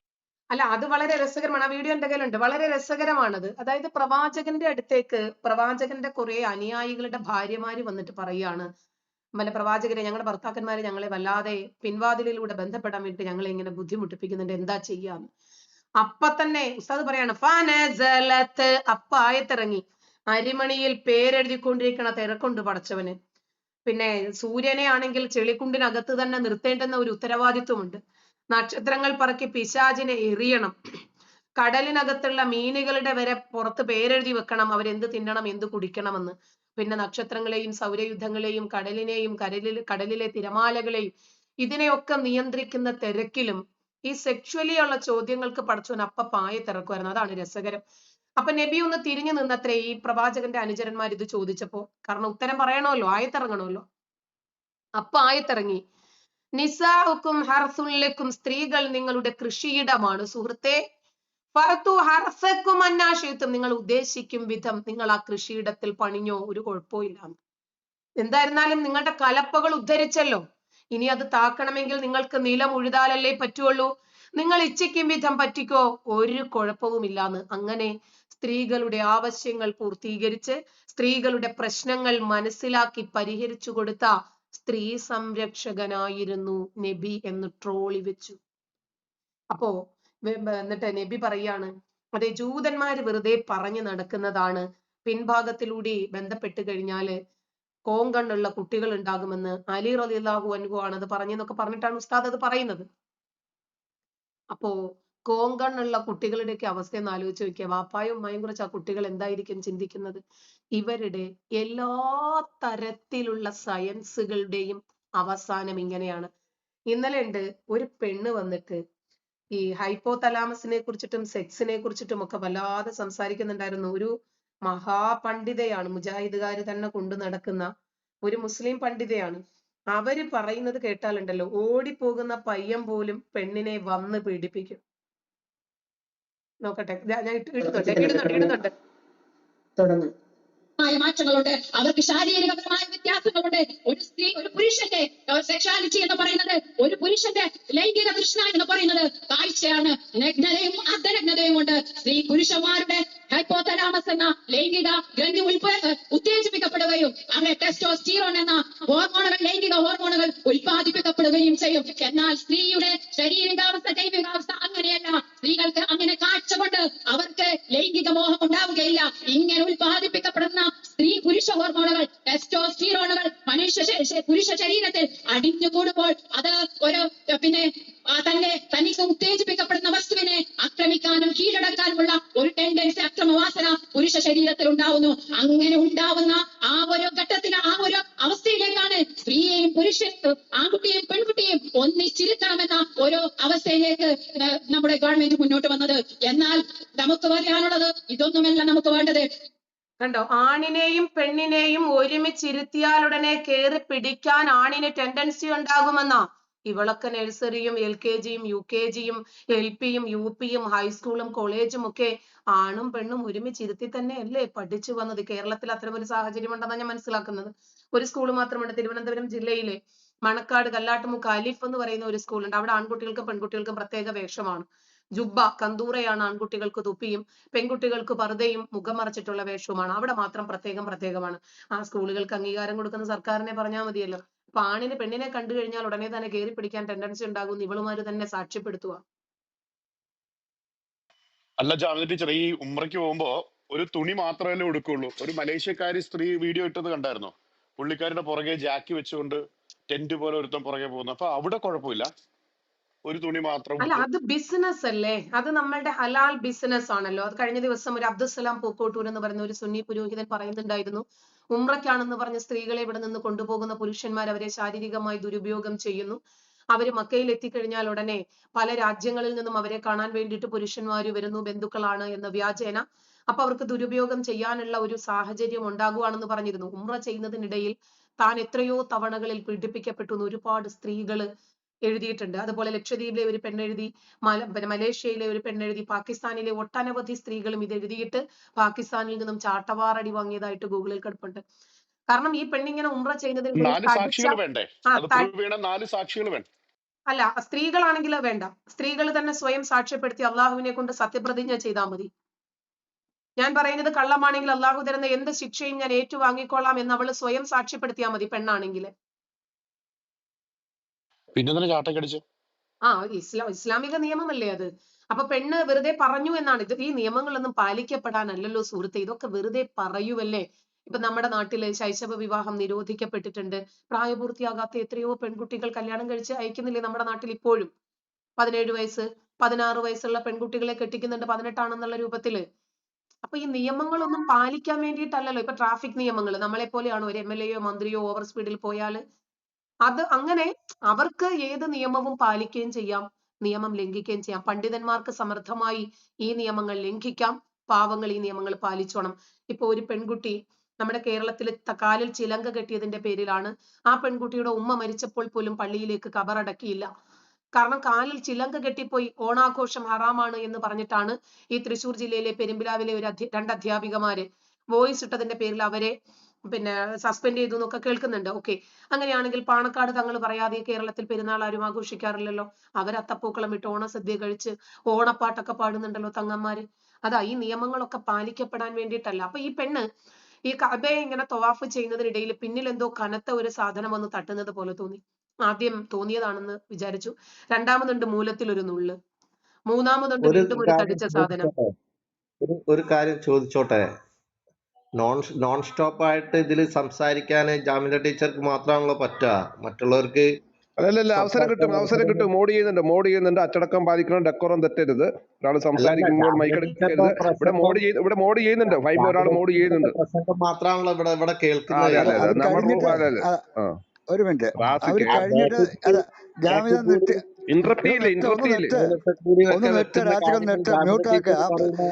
താഴെ ഒരു സൈഡിലൊരു ബട്ടണുണ്ട്, മ്യൂട്ട് ബട്ടണുണ്ട്, അമ്മ ഞെക്ക്. ജാമിദ കയറ്റി കഴിഞ്ഞാൽ അടുത്ത് ചോദിച്ച് എന്നാലും വാങ്ങാൻ വന്നവർക്ക് സങ്കടത്തോടെ അയക്കരുത്. ഓണവും ചതയൊക്കെയാണ്. അപ്പൊ ജാമിദ വാങ്ങുമ്പോൾ കൊടുത്തു വിട്ടേക്കണേ. ജാമിദ ഞാൻ ചോദ്യത്തിലേക്ക് പോട്ടെ. അവർ കംപ്ലീറ്റ് ചെയ്തിട്ട് ജാമിദ ഞാൻ എന്നോട് ചോദിക്കുന്ന ചോദ്യങ്ങൾക്കാണ് ഉത്തരം പറഞ്ഞു കഴിഞ്ഞാൽ ഉടനെ തന്നെ ഞാൻ വളരെ ചുരുക്കി പറഞ്ഞിട്ട് ഞാൻ പെട്ടെന്ന് തന്നെ അൺമ്യൂട്ട് ചെയ്യാറുമുണ്ട്. ഓക്കെ, അല്ല മ്യൂട്ട് ചെയ്യാറുണ്ട്. അപ്പോ ഇങ്ങനെ ഈ പെണ്ണിന് ഇങ്ങനെ ഒരു അനുഭവം ഉണ്ടാകുന്നു. പിന്നീട് ആ പെൺകുട്ടി വീട്ടിൽ വന്നിട്ട് ഉമ്മയോട് ഇത് പറഞ്ഞു, ഉമ്മ എനിക്ക് ആ മണ്ണിന്റെ മധുരം ഒന്ന് അനുഭവിക്കാൻ പറ്റിയില്ല, ആസ്വദിക്കാൻ പറ്റിയില്ല, എനിക്ക് അവിടുത്തെ അനുഭൂതികൾ ഒന്നുകൂടി ആസ്വദിക്കാനോ ഒരിക്കൽ കൂടി അവിടെ പോകാനോ പോലും തോന്നുന്നില്ല, ഇങ്ങനെ എനിക്ക് അബ്യൂസ് ഉണ്ടായിട്ടുണ്ട് ഒരു 3 തവണ എന്ന് പറഞ്ഞിട്ട് ഞാൻ സോഷ്യൽ മീഡിയയിൽ എഴുതട്ടെ, വേറെ ആരും എന്നെ വിശ്വസിക്കുന്നില്ല എന്ന് പറഞ്ഞിട്ട് ആ പെണ്ണ് മലേഷ്യക്കാരി സോഷ്യൽ മീഡിയയിൽ എഴുതിയതിന്റെ പേരിൽ ആ പെണ്ണ് അനുഭവിച്ച വിഷമങ്ങൾ ചില്ലറക്കല്ല. അപ്പൊ ഇസ്ലാമിൽ ഇങ്ങനെയാണ്, ആ മക്കയിലാണെങ്കിലും ഇതൊക്കെ പറ്റും. പെണ്ണിന്റെ പേരൊന്ന് പറയോ? ആ പെണ്ണ് എവിടാണ് ജീവിക്കുന്നത്? പിന്നെ മലേഷ്യയിലാണ്, സോഷ്യൽ മലേഷ്യയിലാണ്. മീഡിയയിൽ കിട്ടും സുഹൃത്തെ അത്. ആ മലേഷ്യയിലാണ്. റാസിക്ക് അലമ്പാക്കല്ല മൈക്ക് എടുക്കാൻ അതായത് പറഞ്ഞോ, മൈക്ക് എടുക്കാൻ പറഞ്ഞോ, ഉംറയ്ക്കിടയിലെ അവസരത്തിൽ പീഡനം, ചോദിക്കുക. ഉംറയ്ക്കിടയിലെ പീഡനം എന്ന് നിങ്ങൾ ഗൂഗിളിൽ നോക്ക്, കുട്ടക്കണക്കിന് കിട്ടും.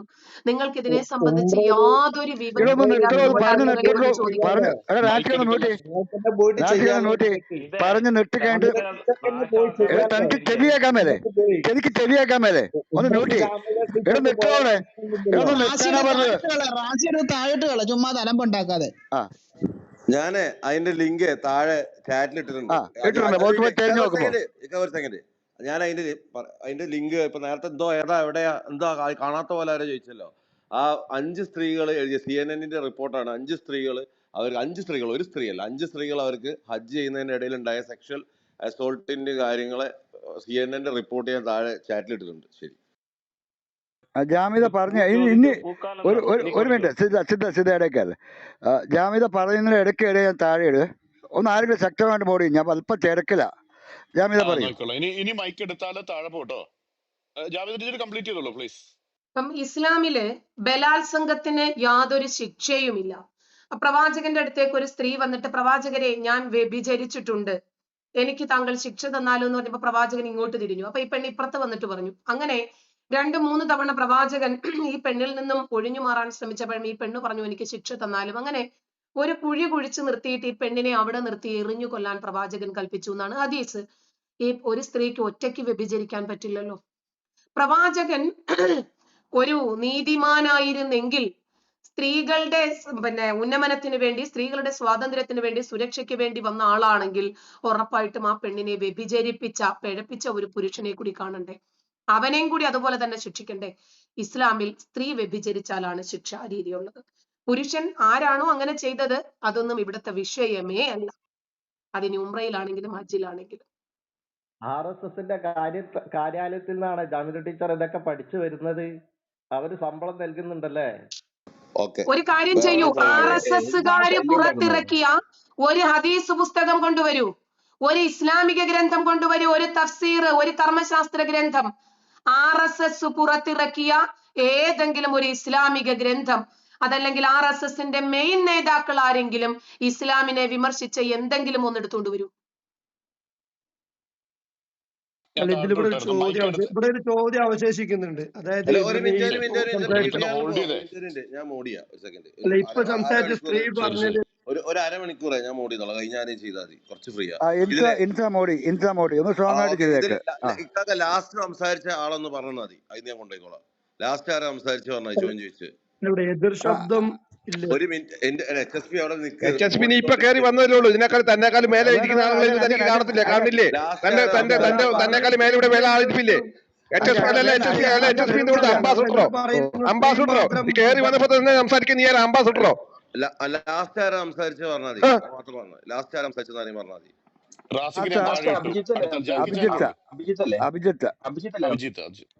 ഓക്കെ, അഭിജിത്ത് കഴിഞ്ഞല്ലോ അല്ലെ? അപ്പം ഇനി ചന്തു. HSPക്ക് PTR കിട്ടും. Chandu, Jacky Jan, recharge, Rafeeq, HSP. Okay, ചോദിച്ചോട്ടെ? ചോദിച്ചോ. നമസ്കാരം ടീച്ചർ. ഞാൻ ആക്ച്വലി ടീച്ചറിന്റെ വളരെ ഞാൻ ദീപികയിലെ ഒരു ആർട്ടിക്കിളിലാണ് താങ്കളെ കുറിച്ച് ആദ്യം വായിക്കുന്നത്. താങ്കൾ എത്രത്തോളം പഠിച്ചിട്ടുണ്ടെന്നും എത്രത്തോളം പഠിപ്പിച്ചിട്ടുണ്ടെന്നും ഒക്കെ എനിക്കറിയാം. ഞാൻ ആർട്ടിക്കിൾ വായിച്ചു കഴിഞ്ഞപ്പോൾ ഞാൻ മനസ്സിൽ വിചാരിച്ചു ഇത്രയും എക്സ്പോഷർ ഉള്ള ഒരു ലേഡിയാണ് മാമയുടെ മൊബൈൽ കടയിൽ എടുത്തു കൊടുക്കാതിരിക്കുന്നത്, ഇസ്ലാം പഠിപ്പിക്കുന്നതെന്ന് വിചാരിച്ച ഒരാളാണ് ഞാൻ. ഇനി ഒരു സംശയം, എന്റെ ചോദ്യം എന്ന് വെച്ചാല്, നമ്മളിപ്പോ ഇസ്ലാമിൽ പഠിക്കുക, ഇസ്ലാമിലെ പണ്ഡിതൻ എന്നൊക്കെ നമ്മൾ പറയുന്നുണ്ട്. പക്ഷെ ഇതിൽ ഇത്രയധികം പഠിക്കാൻ എന്താണുള്ളതെന്ന് ഞാൻ കാരണം ഇത് പറയാൻ കാരണം ഞാനൊരു ഹിന്ദു മതത്തിൽ പെടുന്ന ആളാണ്. ഈ ഹിന്ദു മതത്തിൽ നമ്മൾ നോക്കിക്കഴിഞ്ഞാൽ ഒത്തിരി വേദങ്ങള്, പുരാണങ്ങള്, ഉപനിഷത്തുകൾ, ഒത്തിരി സാധനങ്ങളുണ്ട്. അപ്പൊ ഇതെല്ലാം പഠിച്ച് മനസ്സിലാക്കി ഒരു പോയിന്റ് ഓഫ് വ്യൂ ഉണ്ടാക്കുക, അവനവന്റെ ഒരു പോയിന്റ് ഓഫ് വ്യൂ ഉണ്ടാക്കാൻ നമ്മളത് പഠിക്കേണ്ടി വരുന്നുണ്ട്. പക്ഷേ ഇസ്ലാമിന് ശരിക്കും പറഞ്ഞാൽ ഒരു പുസ്തകവും അതിന്റെ കുറച്ച് ഹദീസുകളും അല്ലേ ഉള്ളൂ. ഇതിലൊരു ചേഞ്ച് വരുത്താനും പറ്റില്ല. ചുരുക്കത്തിൽ പറഞ്ഞാൽ ഈ സാധനം മനസ്സിലാക്കുക അല്ലെങ്കിൽ മനസ്സിൽ സ്റ്റോർ ചെയ്ത് വെക്കുക എന്നുള്ളൊരു കാര്യമല്ലേ ചെയ്യുന്നുള്ളൂ. ഇത് പഠിക്കുക എന്ന് പറയുമ്പോൾ അർത്ഥമാക്കുന്നത് എന്താണ്? ഇതിനെ വെളുപ്പിക്കാൻ ട്രെയിൻ ചെയ്യുക എന്നുള്ളതാണോ? ഒന്ന് പറയാം. എനിക്ക് ന്യായമായ ഒരു സംശയമാണ് കേട്ടോ. ഞാൻ പരിഹസിക്കാനോ കളിയാക്കാനോ അല്ല ഉദ്ദേശിച്ചത്. താങ്കളുടെ ഇതിനെക്കുറിച്ച് സ്പെൻഡ് ചെയ്യുന്ന ടൈമിനെ കുറിച്ച് എനിക്ക് നല്ല ബോധ്യമുണ്ട് കേട്ടോ. ആരോ ഏതോ കാലത്ത് അവനവന്റെ ബോധ്യങ്ങൾക്കനുസരിച്ചിട്ട് എന്തൊക്കെയോ വഷളത്തരങ്ങളും വൃത്തികേടുകളും കടിച്ചാൽ പൊട്ടാത്ത കളവുകളും എഴുതി വെച്ചു. ആ പുസ്തകം കാണാതെ പഠിക്കുന്നവന്റെ പേര് പണ്ഡിതൻ. അത്രേ ഉള്ളൂ. അതിനകത്തൊരു മാറ്റത്തിരുത്തലും പറ്റില്ല. പിന്നെ അത് ഏതൊക്കെ രൂപത്തിൽ ന്യായീകരിക്കാമോ വെളുപ്പിക്കാമോ എന്നും നമ്മളെ പഠിപ്പിച്ചു വിടും. നമ്മൾ പഠിച്ചിറങ്ങുമ്പോൾ നമ്മൾ ആദ്യമായിട്ട് ഫേസ് ചെയ്യേണ്ടുന്ന ചോദ്യങ്ങൾ ഇതൊക്കെ ആയിരിക്കും. അതിനെ എങ്ങനെ പൊട്ടിയടിക്കാം എന്നുകൂടി നമുക്ക് അവിടെ നിന്നൊരു കോച്ചിങ് തരും. ബാക്കി പിന്നെ നമ്മുടെ വാചാലത കൊണ്ടാണ് നമ്മൾ മറ്റുള്ളവരോട് പിടിച്ചു നിൽക്കേണ്ടത്. അത്രേ ഉള്ളൂ അതിനകത്ത്. അതേപോലും ഒരാൾ കഷ്ടപ്പെട്ട് ഇന്ന് നമ്മൾ കാണുന്ന ഈ ടെക്നോളജി ഒക്കെ ഉപയോഗിക്കുന്ന ആളുകളെ ഒന്നും ആരും പണ്ഡിതൻ എന്ന് പറയാറില്ല. ശ്രീനിവാസൻ പറഞ്ഞില്ലേ, mega super star, mega star. ആ ഒരു ഡയലോഗ് ഒന്ന് കേട്ടാ മതി. ആരാണ് പണ്ഡിതന്മാരെ തീരുമാനിക്കുന്നത്? ഇവര് തന്നെയാണ്. ആരാണ് പാണ്ഡിത്യം ഉണ്ട് ഇവർക്ക് എന്ന് അംഗീകരിക്കുന്നത്? അത് ഇവര് തന്നെയാണ്. ചുരുക്കത്തില് കള്ളനോട്ട് ഉണ്ടാക്കുന്നവൻ തന്നെ കള്ളനോട്ടിന്റെ പിന്നെ ആ കണ്ടുപിടിക്കുന്ന ഒരു രീതിയും കൂടി പിന്നെ അപ്ലൈ ചെയ്താൽ എങ്ങനെ ഇരിക്കും? ഇന്നതായിരിക്കും ഇതിന്റെ അടയാളങ്ങളെന്ന്. അതുപോലെ ഇവന്മാരുണ്ടാക്കിയ പുസ്തകം ഇവന്മാര് തന്നെ ഇത് കാണാതെ പഠിക്കുന്നു, ഇവന്മാര് തന്നെ പണ്ഡിതന്മാരാണെന്ന് പറഞ്ഞ് ബിരുദം കൊടുക്കുന്നു. അത്രേ ഉള്ളൂ. ഇതിനകത്ത് ഒന്നുമില്ല. ഇപ്പോ ഒരുപാട് പണ്ഡിതന്മാർ ഇവിടെ ക്ലാസ് എടുക്കുന്നുണ്ട്. ഒന്ന് കേട്ടു നോക്കി ഇവരുടെ പാണ്ഡിത്യം. ഇപ്പൊ നമ്മൾ കേട്ട 2-3 പണ്ഡിതന്മാരില്ലേ, ജാമിദ ടീച്ചർ വ്യക്തമായിട്ട് ഞാൻ താഴത്തേക്ക് ഇട്ട്, ഞാൻ ആരിടപെട്ടാലും താഴത്തേക്ക് ഇട്ടോ. ഓക്കെ, സംസാരിച്ചോ. അല്ല, എത്ര വട്ടം മാന്യമായിട്ട് പറഞ്ഞു, നിങ്ങൾക്കെല്ലാം അവസരമുണ്ട്, അവസരത്തിൽ ചോദിക്കാന്ന് പറഞ്ഞപ്പോ അതിനെന്താ അസഹിഷ്ണുത? ഇന്ന ഇത്ര അസഹിഷ്ണുത റാസിക്കിന്റെ അവസരത്തിൽ ചോദിച്ചുകൂടെ, സംസാരിച്ചുകൂടെ? ഇവിടെ ചർച്ച നടത്താൻ പറ്റത്തില്ല എന്നാ നിന്റെ ധാരണ ചെയ്യുന്നുണ്ടല്ലോ. അതൊന്നും നടക്കൂല കേട്ടോ റാസിക്കെ. ഇടയ്ക്ക് കയറി മൈക്ക് എടുക്കുന്നു. ഒരു വട്ടം താഴോട്ട് പോയിട്ട് കയറി വന്നാണ്, പിന്നീട് അച്ചടക്കം പാലിക്കാൻ പറ്റിയത് നിനക്ക്? ആരിടപെട്ടാലും താഴത്തേക്ക് ഇടും. ഓക്കെ, ടീച്ചർ കണ്ടിന്യൂ ചെയ്തോ. ഇപ്പോ നമ്മൾ കേട്ട 3 പണ്ഡിതന്മാരുടെ മാത്രം എടുത്താൽ മതി. ആദ്യം പറഞ്ഞത് നൗഷാദ് അഹ്സനി എന്ന് പറയുന്ന പണ്ഡിതനാണ്. പിന്നെ വഴി കൂടെ സുന്ദരിയായിട്ടുള്ള ഒരു പെണ്ണിന് വഴി നടക്കാൻ പറ്റത്തില്ല എന്നാണ് പറഞ്ഞത്. നബി അവിടെ നിന്നോട്ടെ എന്ന് പറഞ്ഞു കഴിഞ്ഞാൽ പിന്നീട് ആ പെണ്ണ് നബിക്ക് സ്വന്തമാണെന്ന്. അയാളുടെ പേര് പണ്ഡിതൻ എന്ന. പിന്നീട് രണ്ടാമതിട്ടത് EP അബൂബക്കർ കാസ്മി എന്ന് പറയുന്ന പുരോഹിതന്റെ വീഡിയോ ആണ്. അതിനകത്താണ് അയാൾ പറയുന്നത് ഭാര്യയെ ബെഡ്റൂമിനകത്ത് ചരിച്ചു കിടത്തിയോ മലർത്തി കിടത്തിയോ എങ്ങനെ വേണമെങ്കിലും നിങ്ങൾക്ക് കളിക്കാം എന്ന് അദ്ദേഹം പറയുകയാണ് സ്ത്രീകളോട്. അപ്പൊ ഏത് രൂപത്തിലാണ് ഇവരുടെ പാണ്ഡിത്യം എന്ന് ആലോചിച്ച് നോക്കണം. മൂന്നാമത് പറഞ്ഞത് ഒരു മുജാഹിദിന്റെ ഒരു വനിതാ പണ്ഡിതയാണ്. അവര് പറഞ്ഞതാണ് റേഡിയോ പ്രോഗ്രാം ആണോ? അതെ, നിനക്ക് സൗകര്യം ഇവിടെ ഇരുന്നാ മതി. നിനക്ക് ഇവിടെ കേൾക്കാൻ പറ്റത്തില്ലേ? നീ അങ്ങനെ താഴെ പോയി ഇവിടെ പലവട്ടം പറഞ്ഞു. എന്തോ ഈ കുരു എന്തോ എങ്ങനെ പൊട്ടുന്നേ? അവർക്കൊന്നും ഇവിടെ കേൾക്കാനോ സമയം ടേണനുസരിച്ച് സമയം മൈക്ക് എടുക്കാനോ പറ്റത്തില്ല. അപ്പൊ മൂന്നാമത് പറഞ്ഞത് മുജാഹിദിന്റെ പണ്ഡിതയാണ്. അവരാണ് പറഞ്ഞത് ഹൈപ്പോതലാമസ് എന്ന് പറയുന്ന ഒരു സെക്ഷുവാലിറ്റി നമ്മളിൽ ഉൽപ്പാദിപ്പിക്കുന്നു, നമുക്ക് അങ്ങനെ ഒരു ടെൻഡൻസി ഉണ്ടാകുന്നു. അങ്ങനെ സെക്ഷുവൽ ഹോർമോൺ ആയിട്ടുള്ള ടെസ്റ്റോസ്റ്റിറോൺ ഉദ്ദീപിപ്പിക്കപ്പെടുമ്പോൾ പുരുഷന് പെണ്ണിനെ കാണുമ്പോൾ കയറി പിടിക്കാനുള്ള ഒരു ത്വരയുണ്ടാകുന്നു. അപ്പൊ പെണ്ണിന്റെ കുഴപ്പമാണത്. പെണ്ണ് ശരീരം കാണിച്ചത് കൊണ്ടാണ് ഇവരിൽ ടെസ്റ്റോസ്റ്റിറോൺ ഉണർന്ന് പ്രവർത്തിച്ചത്. കയറി പിടിക്കുകയും ബലാത്സംഗം ചെയ്യുകയും ചെയ്യുന്ന പുരുഷൻ സേഫ്. അപ്പൊ ഇവരെയൊക്കെയാണ് നമ്മുടെ മുസ്ലിം ലോകം പണ്ഡിതന്മാരായിട്ടും പണ്ഡിതകളായിട്ടും കാണുന്നത്. അതിന്റെ ശോചനീയാവസ്ഥയാണ് ഇന്ന് ഇസ്ലാം അനുഭവിച്ചു കൊണ്ടിരിക്കുന്നത്. ഓക്കെ, അടുത്ത ആളിലേക്ക് പോവാം. Next second. അടുത്തത് ചോദിച്ച ആള് ചന്തു കഴിഞ്ഞിട്ട് ഞാനാണ്. ചന്തു കഴിഞ്ഞ് ഞാനാണ്. ഓക്കെ, ജാക്കി ജാൻ. ജാമിൻ ടീച്ചർ കേൾക്കുന്നുണ്ടോ? പറഞ്ഞോളൂ. എനിക്ക് 2 ചോദ്യങ്ങളുണ്ട്. ഒന്നാമത്തത് ഇർഫാന ഫത്വ എന്ന് പറഞ്ഞതിൽ എനിക്കൊരു സംശയമുണ്ട്. കാരണം ഇർഫാനയുടെ ഭർത്താവ് ഇല്ലാത്ത സമയത്ത് ഭർത്താവിന്റെ അച്ഛൻ അവരുമായിട്ട് ബന്ധപ്പെട്ടു. അതിനുശേഷം ഈ ഒരു പ്രശ്നം വന്നപ്പോൾ ആ പണ്ഡിതന്മാര് പറഞ്ഞത് ഈ ഭർത്താവല്ല, ഇനി മുതൽ ഭർത്താവിന്റെ അച്ഛനാണ് യഥാർത്ഥ ഭർത്താവ്. പക്ഷെ അത് യഥാർത്ഥത്തിൽ അങ്ങനെ തെറ്റല്ലേ? കാരണം ആ ഭർത്താവിന്റെ അച്ഛൻ ചെയ്തത് വ്യഭിചാരമല്ലേ? അപ്പൊ എങ്ങനെയാണ് ആ വ്യഭിചാരം ഹലാലാക്കി കൊടുക്കാൻ ചില പണ്ഡിതന്മാർക്ക് ഫത്വ പുറപ്പെടുവിക്കാൻ കഴിയുമോ? അത് ഒന്നാമത്തെ ചോദ്യമാണ്. അതിന് രണ്ടാമത്തെ ഞാൻ ചോദ്യം ഉത്തരം പറഞ്ഞു കഴിഞ്ഞിട്ട് അടുത്ത ചോദ്യം ചോദിച്ചോളൂ. അതായത് ഞാൻ അതാ പറഞ്ഞത്, ഖുർആന്, ഹദീസ്, ഇജ്മാ, കിയാസ്, പണ്ഡിതന്മാർക്ക് എല്ലാവർക്കും കൂടി ഇതുപോലെയുള്ള സംഭവങ്ങൾ ഉണ്ടാകുമ്പോൾ അവർക്ക് ഐക്യകണ്ഠേന ഒരു തീരുമാനത്തിൽ എത്തിച്ചേരാം. അതാണ് ഇസ്ലാമിലെ ഒരു നിയമം, ഇജ്മാ, ഏക അഭിപ്രായം. ഒരു പണ്ഡിതനും അതിനകത്ത് വ്യത്യാസം ഉണ്ടാകത്തില്ല. എല്ലാ പണ്ഡിതന്മാരും, കാരണം സമാനമായിട്ടുള്ള സംഭവങ്ങളിൽ പ്രവാചകൻ എങ്ങനെയാണ് വിധിച്ചത് എന്നിവർ ഏതെങ്കിലും ഒക്കെ പാളക്കിതാബുകൾ നോക്കി ഒന്ന് പഠിച്ചിട്ട് ഇവർക്ക് അനുകൂലമായിട്ട് അതിനെ കൊണ്ടുവരും. ഖിയാസ്, അവലംബം, അങ്ങനെ ഈ 4 മാനദണ്ഡത്തിൽ അവിടെ കൂടിയ എല്ലാ പണ്ഡിതന്മാർക്കും ആ അഭിപ്രായത്തിൽ ശരിവെക്കാൻ പറ്റി.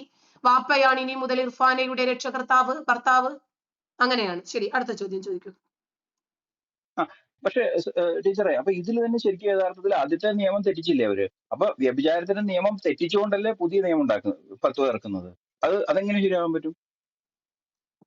ഇപ്പോ ഞാൻ പറഞ്ഞത് ക്ലിയർ ആയില്ല എന്ന് തോന്നുന്നു. ഇവിടെ ഹൈബർ എന്ന് പറഞ്ഞ ഒരു കൊള്ളയടി ഉണ്ടായി പ്രവാചകന്റെ. ഹൈബർ എന്ന് പറയുന്ന ഒരു ഗോത്രത്തിലേക്ക് പ്രവാചകനും അനുയായികളും ഒക്കെ കൂടി കയറി ആ നാട് മൊത്തവും കൊള്ളയടിച്ച് അവിടെ ഉണ്ടായിരുന്ന പുരുഷന്മാരെ ഒക്കെ കൊന്ന്. അതിനകത്ത് കിനാന എന്ന് പറയുന്ന ഒരു യുവാവ് ഉണ്ടായിരുന്നു. ആ യുവാവിന്റെ ഭാര്യയാണ് സുഫിയ. ആ പെണ്ണ് അതീവ സുന്ദരിയായിരുന്നു. അപ്പൊ ഈ കിനാന എന്ന് പറയുന്ന ആള് ഒരു ഗോത്രത്തിന്റെ ഖജാൻജി ആയിരുന്നു, സമ്പത്ത് സൂക്ഷിപ്പുകാരൻ. ഈ സൊഫിയയുടെ പിതാവാണെങ്കിൽ മറ്റൊരു ഗോത്രത്തിന്റെ തലവനായിരുന്നു. അപ്പൊ അവരുടെ വീട്ടിൽ സമ്പത്തുണ്ട്, അതിനെ കൊള്ളയടിക്കാൻ വേണ്ടിയിട്ടാ ചെയ്തത്. അപ്പൊ ഈ സൊഫിയയുടെ ഭർത്താവിനെയും പിതാവിനെയും അവരുടെ നാട്ടിലുള്ള ആണുങ്ങളെയും ഒക്കെ കൊന്നിട്ട് ഈ സൊഫിയയെ പിടിച്ച് പ്രവാചകൻ കൊണ്ടുവരുവാണ്. നമ്മളിലെ ചാമ്പയ്ക്കയും പിന്നെ പേരയ്ക്കയും ഒക്കെ വീതം വെക്കുന്നത് പോലെ പ്രവാചകൻ കൊണ്ടുവന്നിട്ട് പെണ്ണുങ്ങളെയൊക്കെ വീതം വെച്ച് കൊടുക്കുകയാണ്. ഈ കൊള്ളയടിക്ക് പങ്കെടുത്ത പിന്നെ ഭടന്മാർക്ക് വേണ്ടിയിട്ട് വീതം വെച്ച് കൊടുക്കുക. അതില് ഈ സൊഫിയയെ കിട്ടിയത് പിന്നെ ദിഹിയ എന്ന് പറയുന്ന വേറെ ഒരു പ്രവാചകന്റെ ഒരു അനുചരനാണ്. അപ്പൊ ഈ ദിഹിയയുടെ കയ്യിൽ ഈ പെണ്ണിനെ കിട്ടിയപ്പോ എല്ലാവരും പറഞ്ഞു, പെണ്ണ് അതീവ സുന്ദരിയാണ്, കുലീനത്വമുള്ള ഒരു യുവതിയും കൂടിയാണല്ലോ, അതുകൊണ്ട് ഈ പെണ്ണ് നബിക്കാണ് പറ്റുന്നത്. ഇതിങ്ങനെ പറഞ്ഞ് നബിയുടെ ചെവിയിലെത്തി, പെണ്ണ് അതീവ സുന്ദരിയാണ്, നബിക്കാണ് പറ്റുന്നത്. അങ്ങനെ നബിക്ക് കിട്ടിയ പെണ്ണുങ്ങളെ മൊത്തം കൊടുത്തിട്ട് നബി ഈ സൊഫിയയെ എടുത്തു. എന്നിട്ട് ഒരു ടെന്റിനകത്ത് വെച്ച് അന്ന് തന്നെ ആദ്യ രാത്രി കൂടി. ഇമാം തൊബരി അതൊക്കെ വളരെ വ്യക്തമായിട്ട് എഴുതിയിട്ടുണ്ട്. ഞാനിതൊക്കെ വിശദീകരിച്ച് ഒരു 10-15 എപ്പിസോഡായിട്ട് തന്നെ ചെയ്തിട്ടുമുണ്ട്. അപ്പോ അന്ന് തന്നെ ഈ പെണ്ണുമായിട്ട് ഈ പ്രവാചകൻ ആദ്യ രാത്രി അനുഭവിച്ചു എന്നാണ് ഗ്രന്ഥത്തിലുള്ളത്, ഇമാം തൊബരിയുടെ ഗ്രന്ഥത്തിലുള്ളത്. അപ്പോ ഈ പെണ്ണിന്റെ ഭർത്താവ് മരിച്ചതല്ലേ, ഇവർക്ക് ഇദ്ദ ഇരിക്കണ്ടേ? 4 മാസവും 10 ദിവസവും ഇദ്ദ ഇരിക്കണമല്ലോ. ആ നിയമം പ്രവാചകൻ തെറ്റിച്ചത് കണ്ടില്ലേ? അതുപോലെ ഉംറ ചെയ്യുന്ന സമയത്ത്, ഹജ്ജിലായിരിക്കുന്ന സമയത്ത്, ഇഹ്റാമിലായിരിക്കുന്ന സമയത്ത് വിവാഹം കഴിക്കാൻ പാടില്ല, പ്രവാചകൻ അത് ചെയ്യാം. അങ്ങനെ ഈ മത നിയമങ്ങളൊക്കെ പണ്ഡിതന്മാർക്ക് അവരുടെ സൗകര്യപൂർവ്വം ലംഘിക്കാം. ഓക്കെ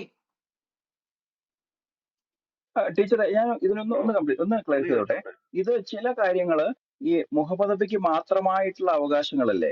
അതെങ്ങനെയാണ് മറ്റു വിശ്വാസികൾക്ക് ഉപയോഗിക്കാൻ കഴിയുന്നത്? ഇപ്പൊ ഇഷ്ടമുള്ള രീതിയിൽ ചെയ്യാൻ കഴിയുന്നത് മുഹമ്മദ് നബിക്ക് പല തരത്തിലും എങ്ങനെ ചെയ്യാൻ കഴിയും, പല അവകാശങ്ങളുണ്ട്. അതൊന്നും ഈ മറ്റു വിശ്വാസികൾക്ക് ഇല്ലല്ലോ.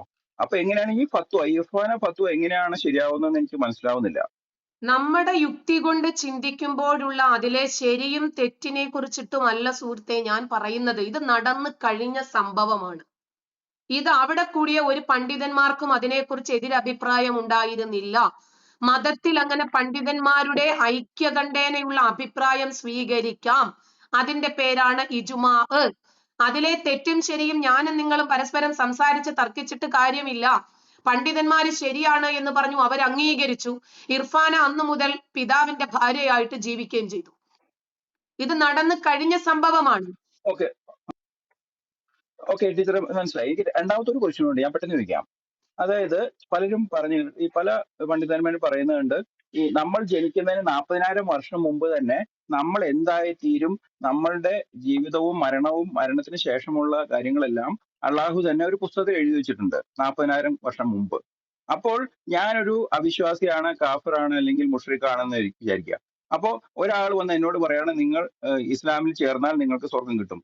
അപ്പൊ ഞാൻ ഇസ്ലാമിൽ ചേരുന്നു. അപ്പൊ അങ്ങനെ ചേരുന്നു കഴിഞ്ഞാൽ അത് ശരിക്കും അള്ളാഹുവിന്റെ നേരത്തുള്ള തീരുമാനത്തിന് എതിരല്ലേ? അപ്പൊ അങ്ങനെ ഒരാൾ എന്നോട് പറഞ്ഞു കഴിഞ്ഞാൽ, ആ വിശ്വാസിയായിട്ട് ഒരാൾ എന്നോട് പറയുമ്പോൾ, ദാവ പ്രവർത്തകൻ, അയാൾ ചെയ്യുന്ന അള്ളാഹുവിന്റെ തീരുമാനത്തിനെ അട്ടിമറിക്കാൻ ശ്രമിക്കുകയല്ലേ? അപ്പൊ ആ ദാവ പ്രവർത്തകൻ യഥാർത്ഥത്തിൽ അള്ളാഹുവിന് എതിരായിട്ട് യുദ്ധം ചെയ്യുന്ന ആളല്ലേ? അപ്പൊ അയാൾ ശരിക്കും കാഫിറല്ലേ? 40,000 വർഷമല്ല, ഒരു വ്യക്തി അവന്റെ മാതാവിന്റെ ഗർഭാശയത്തിൽ 4 മാസവും 10 ദിവസവും പിറവിയായിരിക്കുമ്പോൾ അള്ളാഹു 4 കാര്യങ്ങൾ അവന്റെ തലച്ചോറിൽ, അവന്റെ മൂർധാവിൽ രേഖപ്പെടുത്തി വെക്കും. അതിലൊന്നാണ് അവൻ എപ്പോൾ മരിക്കും, അവന് കഴിക്കാനുള്ള ഭക്ഷണം, മരണം, ഭക്ഷണം, പിന്നീട് അവൻ എത്ര കാലം ജീവിക്കും, പിന്നെ 2 കാര്യങ്ങള്, അവൻ സൗഭാഗ്യവാനാണോ ദൗർഭാഗ്യവാനാണോ, അതും അള്ളാഹു അവിടെ രേഖപ്പെടുത്തി വെക്കും. പിന്നീട് അള്ളാഹുവിന്റെ ആ രേഖപ്പെടുത്തൽ പ്രകാരമാണ് പുറത്തു വന്നു കഴിഞ്ഞാലുള്ള അവന്റെ ജീവിതമെല്ലാം. ഞാൻ മതം വിടാൻ ഏറ്റവും പ്രധാനപ്പെട്ട ഒരു കാരണം ഈ വിധിയിലുള്ള വിധി വൈപരീത്യം എന്നൊക്കെ പറയില്ലേ, അതായിരുന്നു. കാരണം അള്ളാഹു നേരത്തെ തന്നെ ഒരു കാര്യം വിധിച്ചിട്ടുണ്ട്. ഞാൻ ഇത്ര വയസ്സുവരെ ഇസ്ലാമിന്റെ ഒരു മിനിറ്റ്, ഇസ്ലാമിന്റെ പ്രചാരകയായിട്ട് ഞാൻ ഇത്ര വർഷം ജീവിക്കണം, അത് കഴിഞ്ഞിട്ട് ഞാൻ പെട്ടെന്ന് മുർത്തദ്ദായി ഇസ്ലാമിനെ വിമർശിച്ചുകൊണ്ട് ജീവിക്കണം എന്ന് നേരത്തെ തന്നെ അള്ളാഹു എഴുതി വെച്ചതാണെങ്കിൽ സ്വർഗവും നരകവും കൊണ്ട് യാതൊരു കാര്യവുമില്ല. കാരണം അള്ളാഹു എഴുതി വെച്ചിരിക്കുവാണ്, ഞാൻ നരകത്തിൽ പോണോ, ഞാൻ സ്വർഗത്തിൽ പോണോ, ഞാൻ എങ്ങനെ ജീവിക്കണം, ഞാൻ കാഫിറാകണോ, മുർത്തദ്ദാകണോ, എങ്ങനെയാകണമെന്ന് അള്ളാഹു നേരത്തെ തന്നെ എഴുതി വെച്ചിരിക്കുവാണ്. ഇതിൽ നിന്നാണ് അള്ളാഹു എന്ന വിശ്വാസം പോലും ഒരു ബ്ലണ്ടർ ആണ് എന്ന് നമുക്ക് മനസ്സിലാകുന്നത്.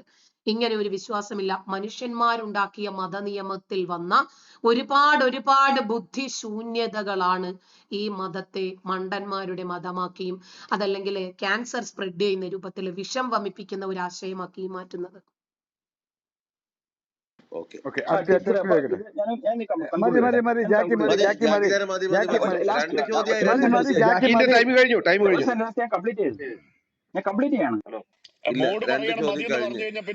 അടുത്തത് HSP-യിലേക്ക് പോ. ഓക്കെ, എന്റെ ചോദ്യം ശാന്തമായി കേൾക്കുന്നു. അതുപോലെ തന്നെ മാന്യമായ റീചാർജ് ഉണ്ട് ഇടയ്ക്ക് സമാനം പറയണത്. ഞാൻ സമാനം പറഞ്ഞോളാം. അപ്പൊ എന്റെ ചോദ്യം ഇത്രയേ ഉള്ളൂ. ഇപ്പൊ ഒന്ന് കംപ്ലീറ്റ് ചെയ്തോട്ടെ. എന്റെ ചോദ്യം വളരെ മാന്യമായ രീതിയിൽ നിങ്ങൾ കേൾക്കുന്നു. മാന്യമായ രീതിയിൽ മറുപടി പറയാൻ ഇവിടെയുള്ള ജാമ്യതക്ക് പറ്റുമെന്ന് ഞാൻ കരുതുന്നു. ഇപ്പോ എനിക്ക് എന്തായാലും ജാമ്യത ഇസ്ലാം പഠിക്കേണ്ട ഗതികേട് എത്തിയിട്ടില്ല. ക്വസ്റ്റ്യൻ ഞാൻ കയറി വരാനുള്ള റീസൺ, നേരത്തെ ഒരു വ്യഭിചാരത്തിന്റെ ഒരു കാര്യം അവർ മറുപടി പറയുമ്പോൾ ആ സ്ത്രീ മറുപടി പറയുമ്പോൾ അതില് അവരൊരു സ്ത്രീയാണെന്ന് പറഞ്ഞു. വളരെ വ്യക്തമായിട്ട് അവരോട് പറഞ്ഞത് ആ പിഴച്ച സ്ത്രീ എന്ന്. ആര് സ്ത്രീ? കാരണം 2 പേര് സെക്സ്വൽ റിലേഷനിൽ ഏർപ്പെടുന്നു. ആ കുട്ടി ആ സ്ത്രീയെ ഹദ്ദ് കുയിൽ എറിഞ്ഞ് കൊല്ലാൻ വേണ്ടി പ്രവാചകൻ കൽപ്പിക്കുന്നു എന്ന് പറയുന്നു. ഓക്കെ, കൽപ്പിക്കാതിരിക്കട്ടെ, ഞാനിതൊന്നും എടുക്കുന്ന ആളല്ല. പക്ഷെ അവിടെ സ്ത്രീ മാത്രം പിഴച്ചു പോകുന്നു, പുരുഷനൊന്നും സംഭവിക്കുന്നില്ല എന്നുള്ള രീതിയിലാണ് ജാമ്യത പറഞ്ഞത്. അത് സ്ത്രീകൾക്കെതിരെയുള്ള ഒരു അതിശയമാണ്. അതിന് പരസ്യമായിട്ട് ഇവിടെ തന്നെ മാപ്പ് പറയണമെന്നാണ് എനിക്ക് പറയാനുള്ളത്. അല്ല നിക്ക് സുഹൃത്തെ, ഞാൻ പറയാം. നിങ്ങൾ എവിടം കൊണ്ടാണ് സുഹൃത്തെ ചിന്തിക്കുന്നത്? നിങ്ങൾ എവിടം അല്ല, നിങ്ങൾ കണ്ടിന്യൂ ചെയ്ത് പോയാൽ എനിക്ക് നിങ്ങളുടെ ചോദ്യത്തിന് ഉത്തരം പറയാൻ പറ്റില്ല. നിങ്ങൾ ഇങ്ങനെ പാരഗ്രാഫ് ആയിട്ട് പോയാൽ പറഞ്ഞ കാര്യത്തിന് മറുപടി പറയട്ടെ. രണ്ടാമത് ഒന്നുകൂടി ഒരു അവസരം തരാം. അടുത്ത ചോദ്യം ചോദിക്കാനുള്ള അവസരമുണ്ട്. പിന്നെ പരമ്പര പിന്നെ വയല് പറയുന്ന പോലെയാണ് ചോദ്യം ചോദിക്കുന്നത്. താങ്കളുടെ ചോദ്യം കേട്ട് മനസ്സിലായി. താങ്കൾക്ക് ഉത്തരം കേൾക്കാനുണ്ട്, സന്മനസ് ഉണ്ട്, കേൾക്കുക. അല്ലാണ്ട് വയല് പറയാൻ ഇങ്ങോട്ട് കയറി വരില്ലേ? എതിർഭാഗത്തുനിന്ന് ചോദ്യം വരുമ്പോൾ നിങ്ങൾ മോഡറേറ്റർ ജാക്കി 10-15 ക്വസ്റ്റ്യൻ ഞാൻ ഒരു 5 മിനിറ്റ് ഉണ്ട്.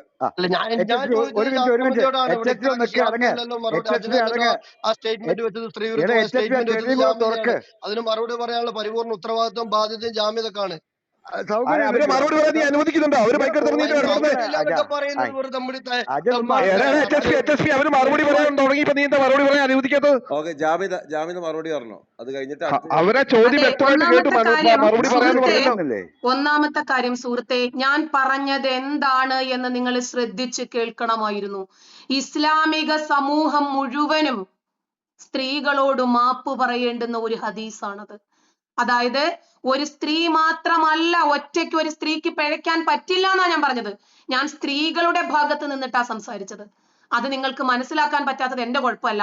ആ അധ്യായത്തിന്റെ പേരെന്തെന്നറിയാമോ? വ്യഭിചാരിണിയെ കല്ലെറിഞ്ഞു കൊല്ലൽ. എങ്ങനെയാണ് ഒരു സ്ത്രീക്ക് മാത്രം ഒറ്റയ്ക്ക് വ്യഭിചരിക്കാൻ പറ്റുന്നത്? ആ സ്ത്രീ എങ്ങനെയാണ് വ്യഭിചാരിണി എന്ന് പറയാൻ പറ്റുന്നത്? അവരെ പിഴപ്പിച്ച ഒരു പുരുഷനുണ്ട്, അവനും വ്യഭിചാരിയാണെന്നാ പറഞ്ഞത്. ഇതിനകത്ത് സ്ത്രീ മാത്രം ഒറ്റയ്ക്ക് വ്യഭിചരിക്കാൻ പറ്റില്ല എന്നല്ലേ ഞാൻ പറഞ്ഞത്. അവിടെ സ്ത്രീയുടെ പക്ഷത്ത് നിന്നിട്ടല്ലേ ഞാൻ സംസാരിച്ചത്. നിങ്ങൾ എവിടെ കൊണ്ടാ കേട്ടത്? പിഴച്ച സ്ത്രീ എന്നല്ല ഞാൻ പറഞ്ഞത്. ഒരു സ്ത്രീക്ക് ഒറ്റയ്ക്ക് പിഴയ്ക്കാൻ പറ്റില്ല എന്നാ പറഞ്ഞത്. അടുത്ത ചോദ്യം HSP. മുസ്ലിങ്ങൾക്ക് ചാൻസ് കൊടുക്കണം പ്ലീസ്. അതുകൊണ്ടാണ് ഞാൻ അതാണ് ചെയ്യുന്നത്. അപ്പൊ റഫീഖ് അടുത്തത് ചോദിച്ചോ. കാരണം വാങ്ങാനുള്ളവർ വാങ്ങിച്ചു പോട്ടെ. അതാണ് ഓണത്തിന് നമ്മൾ പിശുക്ക് കാട്ടരുത്. റീചാർജ് ഒന്ന് അടങ്ങ്. റീചാർജിന് തരാം. അതെ, അതായത് തീർച്ചയായിട്ടും ഉണ്ട്, കാര്യമുണ്ട്. റീചാർജ് ഒന്ന് അടങ്ങ്. ഒരു റൂം നടത്തുമ്പോൾ അതിന്റെ നടത്തുന്നവർക്ക് അറിയാം എങ്ങനെ ചെയ്യണം എന്നുള്ളത്. റീചാർജ് അവിടെ ഇതൊക്കെ റഫീഖ് ചോദിച്ചിട്ട് അടുത്ത റീചാർജ് തരാം. ഓക്കെ, റഫീഖ ചോദിക്കേ. പെട്ടെന്ന് ചോദിക്കേ, ഭയങ്കര തിരക്കാ. ഇപ്പം ചോദിക്കാനില്ല, വെറുതെ അലമ്പാക്കാൻ മാത്രമേ ഉള്ളെന്ന് തോന്നുന്നു. ഒന്നും കേൾക്കാൻ മേല. ഒന്ന് കേറി ഇറങ്ങിയോ. 1 മണിക്കൂറായിരുന്നു നമ്മുടെ സമയം. ഒരു കാര്യം ചെയ്യ്, ഇതേ റൂം തന്നെ വൈകിട്ട് ഒരു 7 മണി 7:30 നമുക്കൊരു 9 മണി വരെ ഇരിക്കാം. എനിക്കിപ്പോ സമയമില്ല, ഭക്ഷണം ഉണ്ടാക്കാനുള്ള ടൈമായി. 12:45 ഞാൻ റഫീഖിനെ കൂടെ അഡ്രസ് ചെയ്തിട്ട്, റഫീഖും റീചാർജ് വിനോയ് 3 പേരെ അഡ്രസ് ചെയ്തിട്ട് മാക്സിമം ഒരു 10 മിനിറ്റ് മാക്സിമം. അത് റഫീഖ് വരുമ്പോ റീചാർജ് എടുക്കട്ടെ. റഫീഖ് വരുന്ന സമയത്ത് റീചാർജ് ചോദിച്ചോ. ബിനോയ് ലാസ്റ്റ് ആണ്. ഓക്കെ, ഞാൻ പറഞ്ഞില്ല, മതചർച്ചകളെ പറ്റി വലിയ താല്പര്യമില്ലാത്ത ആളായിരുന്നു. ഇപ്പം ജസ്റ്റ് കേൾക്കാൻ തുടങ്ങിയിട്ടേ ഉള്ളൂ. റഫീഖ് ഒന്ന് വെയിറ്റ് ചെയ്യ്. റീചാർജ് ചോദിച്ചു തുടങ്ങിപ്പോയി. റഫീഖ് ഒന്ന് വെയിറ്റ് ചെയ്യ്, അടുത്ത് ചോദിക്കാം. ഓക്കെ. അപ്പൊ എനിക്ക് അറിയേണ്ട കാര്യം, ഇതൊക്കെ ഖുറാനിൽ എഴുതിയിരിക്കുന്നതാണോ അതോ വല്ല ഹദീസും ആണോ? എന്താണ് ഇസ്ലാമിന്റെ പ്രാമാണിക ഗ്രന്ഥം ഏതാണ്? ഈ പ്രാമാണിക ഗ്രന്ഥത്തിൽ തന്നെയാണ് ഇതൊക്കെ എഴുതിയിരിക്കുന്നത്. ഇങ്ങനെയുള്ള കാര്യങ്ങളൊക്കെയാണ് എനിക്ക് അറിയേണ്ടത്. അത് വായിക്കുന്ന ഏത് പുസ്തകം അങ്ങനെ പറയുമായിരുന്നെങ്കിൽ കുറച്ചുകൂടെ നമുക്കൊന്നുകൂടെ റെഫർ ചെയ്യാമായിരുന്നു. അതാണ് എനിക്ക് ചോദിക്കാനുള്ള ആദ്യത്തെ കാര്യം. ഇസ്ലാമിൽ 2 പ്രമാണങ്ങളാണുള്ളത്. പ്രവാചകൻ പറഞ്ഞത് തറക്തു ഫീക്കും അംറൈൻ, ഞാൻ നിങ്ങളിൽ 2 കാര്യങ്ങൾ വിട്ടേച്ചു പോകുന്നു. കിതാബില്ല വസുന്നത്ത് റസൂലില്ല. ഒന്ന് ഖുർആനാണ്, 2 ഹദീസാണ്. ലം തളില്ലു മാ തമസ്സക്തും ബിഹിമ, അത് 2 മുറുകെ പിടിക്കുന്നവൻ ഒരിക്കലും വഴിപിഴയ്ക്കുകയില്ല എന്നാ പറഞ്ഞത്. ഒന്ന് ഖുർആൻ, 2 ഹദീസ്. ഇത് പ്രവാചകൻ പറയുമ്പോഴും ഖുർആൻ ഗ്രന്ഥമായിട്ട് ക്രോഡീകരിച്ചിട്ടില്ല. ഹദീസ് ഗ്രന്ഥങ്ങളായിട്ട് ക്രോഡീകരിക്കുകയോ എവിടെയും എഴുതി വെക്കുകയോ ചെയ്തിട്ടില്ല. ഖുർആൻ പറയുന്നത് ഫഇൻ തനാസഅതും ഫീഹി ഷൈഇൻ, നിങ്ങൾ ഏതെങ്കിലും ഒരു കാര്യത്തിൽ തർക്കിച്ചാൽ, നിങ്ങൾക്ക് സംശയം വന്നാൽ ഫറദ്ദു ഇലല്ലാഹ്, നിങ്ങൾ അല്ലാഹുവിലേക്ക് മടങ്ങണം. റസൂൽ 2ാമത് ഹദീസിലേക്ക് മടങ്ങണമെന്ന. മറ്റൊരു വചനത്തിൽ പറയുന്നത് ഖുൽ ഇൻ കുൻതും തുഹിബ്ബൂനല്ലാഹ്, നിങ്ങൾ അല്ലാഹുവിനെ ഇഷ്ടപ്പെടുന്നുവെങ്കിൽ ഫത്തബിഊനി, നിങ്ങൾ എന്നെ പിൻപറ്റുക എന്ന് പ്രവാചകൻ. എന്നാൽ ഫയുഹിബ്ബുക്കുമുള്ള, അല്ലാഹു നിങ്ങളെ ഇഷ്ടപ്പെടും. വയഗ്ഫിർ ലക്കും മിൻ ദുനൂബിക്കും, നിങ്ങളുടെ പാപങ്ങൾ അല്ലാഹു നിങ്ങൾക്ക് പുറത്തു തരികയും ചെയ്യും എന്നാണ് ഖുർആൻ പറയുന്നത്. ഇത് പറയുമ്പോഴും പ്രവാചകന്റെ മേൽ നിക്ഷിപ്തമായിരുന്ന ഒരു ബാധ്യതയുണ്ടായിരുന്നു. ഖുർആൻ ലോക അവസാനം വരെയുള്ള ജനങ്ങളിലേക്ക് എത്തിക്കുക എന്ന വലിയ ബാധ്യത. ഇന്നത്തെ ഈ ഖുർആൻ പ്രവാചകൻ കണ്ടിട്ടില്ല, എങ്ങും എഴുതി രേഖപ്പെടുത്തിയും വെച്ചിട്ടില്ല. കാരണം പ്രവാചകൻ തന്നെ പറഞ്ഞിട്ടുണ്ട്, ലാ തക്തുബു അന്നീ ഷൈഅൻ, എന്നിൽ നിന്നും നിങ്ങൾ യാതൊന്നും എഴുതി വെക്കരുത് എന്ന് പറഞ്ഞു. ഇത് കേട്ട മാത്രയിൽ അബൂബക്കറും ഉസ്മാനും എല്ലാം കൂടി തങ്ങളുടെ കയ്യിൽ എഴുതി വെച്ചതെല്ലാം കൂടി എല്ലാം വാരിയിട്ട് കത്തിക്കുക ചെയ്തത്. പിൽക്കാലത്ത് വന്ന ആളുകൾ, യമാമ പോലെയുള്ള യുദ്ധങ്ങളില് ഈ ഖുർആൻ മനഃപ്പാഠമാക്കിയ ആളുകൾ മരിച്ചുപോയി. അപ്പോഴാണ് ഉസ്മാനിന്റെ കാലഘട്ടത്തിലുള്ള ആളുകൾ ഭയന്നത്, ഖുർആൻ ഇനിയും അന്യം നിന്ന് പോകുമോ. അതുകൊണ്ട് ഖുർആൻ മനഃപ്പാഠമാക്കിയ ആളുകളെ ഒക്കെ വിളിക്കുക, ഓരോരുത്തരും അറിയുന്ന കാര്യങ്ങൾ പറയുക. ഇങ്ങനെ ആവർത്തനങ്ങൾ ഒഴിവാക്കിയാല് ഇന്നുള്ള ഗ്രന്ഥത്തിന്റെ 1/3 പോലും ഉണ്ടാകത്തില്ല. ഇങ്ങനെ തോന്നിയതുപോലെ ഓരോരുത്തരും പറഞ്ഞിട്ട്, ഇവൻ പറഞ്ഞതും എഴുതി, അവൻ പറഞ്ഞതും എഴുതി, മറ്റവര് പറഞ്ഞതും എഴുതി. അങ്ങനെ ചുരുക്കത്തില് എന്താണ് ഇസ്ലാമിന്റെ ഗ്രന്ഥങ്ങൾ, എന്താണ് ഇസ്ലാമിന്റെ പ്രമാണങ്ങൾ എന്ന് പ്രവാചകൻ ഒരിക്കലും രേഖപ്പെടുത്തിയിട്ടില്ല. അത് രേഖപ്പെടുത്താത്തിടത്തോളം കാലം നമുക്കത് പറയാനും പറ്റില്ല. കാരണം ഖുർആൻ മുഴുവനും ആവർത്തനങ്ങളുടെ ഒരു ഘോഷയാത്രയാണ്. എല്ലാം എന്താണ് ഇതിനകത്തുള്ളത്? ഒരുപാട് തിരുത്തലുകൾ പടച്ചോൻ തന്നെ പരസ്പരം തിരുത്തിയിട്ടുണ്ട്. പിന്നെ ഖുർആനിന്റെ കുറെ വാചകങ്ങൾ നഷ്ടപ്പെടുന്നു, പരസ്പര വിരുദ്ധങ്ങളായിട്ടുള്ള വാചകങ്ങളുണ്ട്, അർത്ഥമില്ലാത്ത പദങ്ങളും അക്ഷരങ്ങളുമുണ്ട്, ജിന്നുകളെ കുറിച്ച്, മന്ത്രവാദത്തെ കുറിച്ചിട്ട്. അങ്ങനെ മൊത്തം ടോട്ടൽ എന്ന് പറയുന്നത് പോലെ ഇതിനകത്ത് ഒന്നുമില്ല. ഏറ്റവും കൂടുതലുള്ളത് ആവർത്തനങ്ങളാണ്. ആദം നബിയുടെ ചരിത്രമൊക്കെ എത്രയാ പറയുന്നതെന്ന് അറിയാമോ? ഈസാ നബിയുടെ ചരിത്രം. ഇങ്ങനെ മൊത്തം ഖുർആനിലെല്ലാം നമുക്കൊരിക്കലും ആധികാരികമായി യുക്തിസഹമായി അംഗീകരിക്കാൻ ഈ ഖുർആനിനകത്ത് ഒന്നുമില്ല, ഹദീസിലുമില്ല.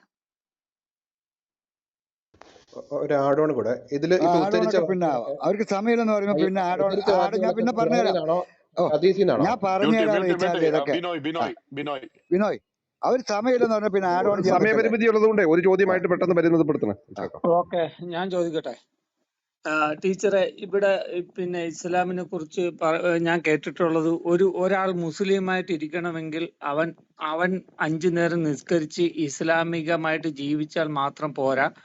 തന്റെ അയൽക്കാരനായിട്ടുള്ള ആള് ഇസ്ലാമിനെ കുറിച്ച് അറിയിച്ചതിന് ശേഷം അയാൾ ഇസ്ലാമിലേക്ക് വന്നില്ലെന്നുണ്ടെങ്കിൽ അവനെ കണ്ടിടത്ത് വെച്ച് വെട്ടുക കൊല്ലുക എന്ന് പറയുന്നു. ഇനി കൊല്ലാൻ പറ്റാത്ത സാഹചര്യമാണെങ്കിൽ അവനെ വാക്കുകൾ കൊണ്ട് കൊല്ലണമെന്ന് പറയുന്നു. ഇനി വാക്കുകൾ കൊണ്ടും കൊല്ലാൻ പറ്റാത്ത ഇടത്താണ് അവൻ ജീവിക്കുന്നുണ്ടെങ്കിൽ അവനെ മനസ്സിലിട്ട് കൊല്ലണമെന്ന് പറയുന്നു.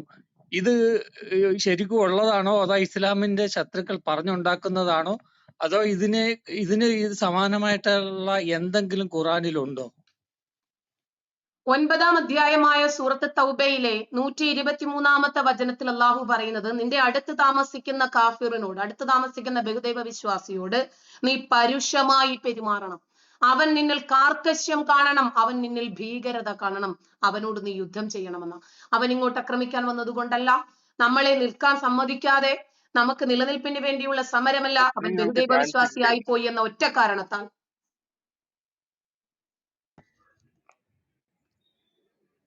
സംസാരിച്ചോ? അതിന്റെ ലിങ്ക് ഞാൻ താഴെ ചാറ്റിൽ ഇട്ടിട്ടുണ്ട്. ടീച്ചർ സംസാരിച്ചോ? അപ്പോ അങ്ങനെ പിന്നെ നിങ്ങളുടെ അടുത്ത് താമസിക്കുന്ന അമുസ്ലിങ്ങൾ, അവർ അമുസ്ലിങ്ങളായത് അവരുടെ കുഴപ്പം കൊണ്ടല്ലല്ലോ. പിന്നെ എങ്ങനെയാണ് അവരെ കൊല്ലാൻ പറയുന്നത്? പിന്നെ വാക്കുകൊണ്ട് കൊല്ലുക, തൂലിക കൊണ്ട് കൊല്ലുക, മനസ്സുകൊണ്ട് കൊല്ലുക എന്നല്ല. ഒരു അനീതി കണ്ടാൽ നിങ്ങൾ അതിനെ ആദ്യം തൂലിക കൊണ്ടോ അതല്ലെങ്കിൽ നാവ് കൊണ്ടോ കൈ കൊണ്ടോ, അതൊന്നും പറ്റിയിട്ടില്ലെങ്കിൽ മനസ്സുകൊണ്ടെങ്കിലും അതിനെ എതിർക്കുക എന്നാണ് പറഞ്ഞത് കേട്ടോ. കൊല്ലുക എന്നല്ല പറഞ്ഞത്. വെച്ച് നമുക്ക് ഇഷ്ടം പോലെ പറയാനുണ്ട്. അപ്പൊ പിന്നെ ഇല്ലാത്തത് പറയണ്ടല്ലോ. എതിർക്കുക എന്നാണ്, അനീതിയെ എതിർക്കുക. ഓക്കെ, അടുത്ത റഫീഖാണ്. ഇപ്പോഴെങ്കിലും ചോദിക്കാനുണ്ടോ, അതോ കൂട്ടത്തിൽ വല്ലവരും പറയുമ്പോൾ ഇടയ്ക്ക് ഇറക്കണം മാത്രമാണോ ചോദിക്കാൻ? ചോദിക്കും. അല്ല, ചോദിക്കാം. ഞാൻ കുറെ നേരമായിട്ട് ഈ എന്താണ് ജമീദ ടീച്ചറുടെ പ്രസംഗം ഇങ്ങനെ കേട്ടോണ്ടിരിക്കുകയാണ്. അപ്പൊ അതിൽ നിന്ന് എനിക്ക് മനസ്സിലായ ഒരു കാര്യം എന്ന് പറഞ്ഞു കഴിഞ്ഞാൽ, ലോകത്തെ ഏറ്റവും കുഴപ്പം പിടിച്ച ഒരു പ്രത്യയ ശാസ്ത്രമാണ് ഇസ്ലാം എന്നാണ്. ശരിയല്ലേ? അതെ. അതെ. അപ്പൊ ഇതിനേക്കാൾ വലിയൊരു കുഴപ്പം വേറെ ഒന്നിനുണ്ട് എന്ന് എനിക്ക് തോന്നുന്നില്ല. പക്ഷെ ഞാൻ ഇപ്പോ ഈ കിട്ടാവുന്ന സോഴ്സിലൊക്കെ ഞാൻ അടിച്ചു നോക്കിയപ്പോ അതിലൊക്കെ കാണിക്കുന്നത് വെച്ചാൽ, ഏറ്റവും കൂടുതൽ ലോകത്തുള്ള മനുഷ്യര് ഇസ്ലാമിലേക്കാണ് ആശ്ലേഷിക്കുന്നത്. അപ്പൊ നിങ്ങൾ ഈ എടുക്കുന്ന പണിയൊക്കെ വേസ്റ്റ് അതൊരു തള്ളാണ്, കാര്യാക്കണ്ട. അല്ലെ, ഇടപെടല്ലേ? ഞാൻ ഇടപെട്ടതല്ല, ഇടക്കൊണ അടിച്ചതാ. ഇടപെടലല്ല, ഇടക്കൊണ അത്. ഇതിലെന്തോ ഒരു വൈരുദ്ധ്യം ഉണ്ട്. അപ്പൊ നിങ്ങൾ ഈ എടുക്കുന്ന പണി എനിക്ക് തോന്നുന്നത് അത് അവർക്ക് ഇസ്ലാമിസ്റ്റുകൾക്ക് ഗുണമായിട്ടാണോ കഴിയുന്നത്? കാരണം യൂറോപ്പിലും ഏഷ്യയിലും മാത്രം ഈ പ്രാവശ്യം പാതിരിമാര് തന്നെ 36 ആളാണ് ഇസ്ലാം ആശ്ലേഷിച്ചിട്ടുള്ളത്. 800 കോടിയാണ് ജനസംഖ്യ. അതിൽ 36 എത്ര ശതമാനമാണ് നോക്കുക. തുടർന്നോ, ഞാൻ എടുക്കണ മാത്രമേ ഉള്ളൂ. അല്ല, ഇപ്പൊ ജാമിദ ഒരുപാട് പ്രസംഗിച്ചു. ജാമിദ പാതിരെ കണ്ട് സംസാരിച്ചിട്ടില്ല. ഒരുപക്ഷെ ജാമിദ കേട്ട് കഴിഞ്ഞാൽ പാതിരി മാറുമായിരിക്കും. പറഞ്ഞോ? അല്ലെങ്കിൽ നിങ്ങൾക്ക് ഓപ്പോസിറ്റ് ആണോ വിശ്വസിക്കുന്നത് എന്നാണ് എന്റെ ചോദ്യം. നിങ്ങളിപ്പോ ഒരുപാട് പൊട്ടന്മാര് ലോകത്തുനിന്ന് മുഴുവൻ പോയിട്ടില്ലടോ, അതിന്റെ കുഴപ്പമുണ്ട്. ജാമിദയുടെ പ്രസംഗത്തിൽ തന്നെ പറഞ്ഞു, സൈനബിനെ ഖൈബറിൽ നിന്ന് പിടിച്ചോണ്ട് പോയി കല്യാണം കഴിച്ചു, അങ്ങനെ ചെയ്തു. ഇങ്ങനെ ഈ ചരിത്രത്തിനെ കുറിച്ച് മുത്ത് എന്നാണ്. സൈനബല്ല, സഫിയയെ ഖൈബറിൽ നിന്ന് അത് തിരുത്താനൊരു വിമർശകം വേണ്ടി വന്നു. സ്വന്തം ഭർത്താവിനെ കുറിച്ച് പറയുന്നത് മോശം കാര്യമല്ല. അപ്പൊ ഇതെങ്ങനെയാണ് ഈ പരസ്പര വൈരുദ്ധ്യം വരുന്നതെന്ന് എനിക്ക് ഒരു തരത്തിലും ആലോചിച്ചിട്ട് മനസ്സിലാവുന്നില്ല. ശരി, നിങ്ങൾ ആലോചിച്ചിട്ട്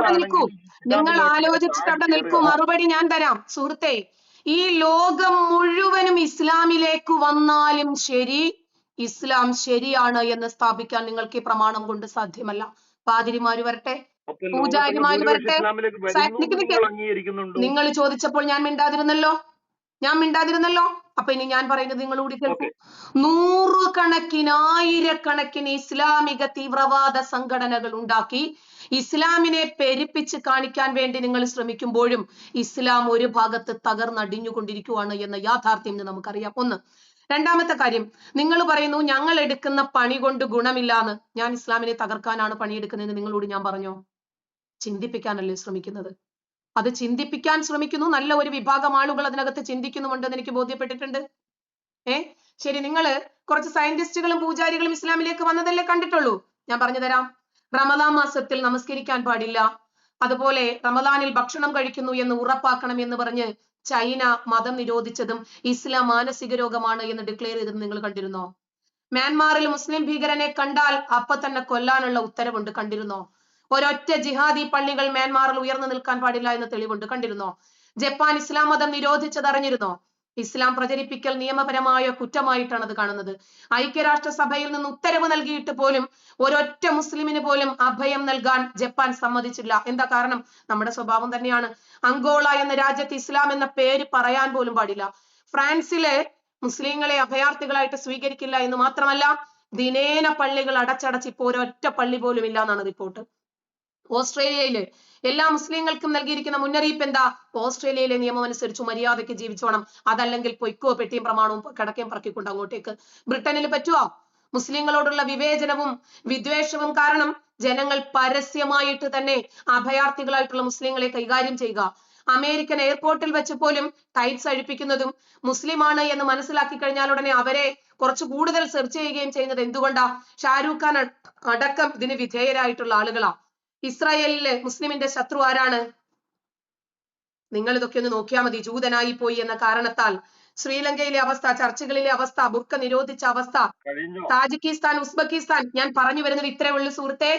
ഈ ലോകം മുഴുവനും ഇസ്ലാമിലേക്ക് വന്നാലും ശരി, ഇസ്ലാം ശരിയാണ് എന്ന് സ്ഥാപിക്കാൻ നിങ്ങൾക്ക് മൈക്കിൾ എച്ച് ഹാർട്ടിന്റെ പുസ്തകം വേണ്ടി വരും. ഖുർആൻ കൊണ്ട് നിങ്ങൾക്ക് കഴിയില്ല. കഴിഞ്ഞ മറുപടി പറയാവോ? ഇടപെടുമോ? മറുപടി വേണം. ഒരു ചോദ്യം കൂടെ ചോദിക്കേ. മറുപടി പറയാനല്ല, താങ്കൾക്ക് ചോദ്യം ഉണ്ടോ ചോദിക്കാൻ വൈകാര്യമാക്കാനില്ല ഞാൻ പറഞ്ഞത് ഈ ഗ്രൂപ്പിൽ ഒരുപാട് പേര് ഈ ടീച്ചറുടെ ഈ പ്രസംഗം ഇങ്ങനെ കേട്ടുകൊണ്ടിരിക്കുമ്പോ സാധാരണ മനുഷ്യരും ബുദ്ധിജീവികളുമായിട്ടുള്ള ഒരുപാട് ആളുകള് എന്റെ കണക്കിൽ ഞാൻ നിഷ്പക്ഷമായിട്ടാണ് ഞാൻ നോക്കുന്നത്. അത് ക്രിസ്ത്യാനിസം ഉണ്ട്, കമ്മ്യൂണിസം ഉണ്ട്, സംഘിസം ഉണ്ട്, ഇങ്ങനെ പലതരത്തിലുള്ള ഇസം ഉണ്ടായിട്ടും ഇസ്ലാമിലേക്ക് പാഞ്ഞെടുക്കുന്നുണ്ട്. അപ്പൊ അത് നിങ്ങൾ ചൈനയിൽ അത് നിരോധിച്ചു, ഇത് നിരോധിച്ചു എന്നൊന്നും പറഞ്ഞിട്ട് ഇതിനെ നിങ്ങൾക്ക് നിഷേധിച്ച് കളയാൻ കഴിയുന്നില്ല. വളരെ കൃത്യമായ വസ്തുതകളുടെ അടിസ്ഥാനത്തിലാണ് ഞാൻ ഈ സംസാരിക്കുന്നത്. അപ്പോ ഇസ്ലാമിസ്റ്റുകൾ തൊട്ടടുത്ത ഒരു ഗ്രൂപ്പിൽ ഞാൻ ചർച്ച ചെയ്തപ്പോൾ അതിൽ പറയുന്ന ഒരു കാര്യം എന്താണെന്നറിയോ? നിങ്ങളെപ്പോലുള്ള ആളുകൾ പണിയെടുക്കുന്നത് അവർക്ക് ബെനിഫിറ്റ് ആയി വരുന്നു എന്നാണ്. കാരണം ഒന്നും അറിയാത്ത പൊട്ടന്മാരൊക്കെ സംസാരിക്കട്ടെ. താങ്കൾ ചോദ്യം ഉണ്ടോ ചോദിക്കാൻ? ഞാൻ പറഞ്ഞ അത് തന്നെ, അതാണ് ഞാൻ പറഞ്ഞത്.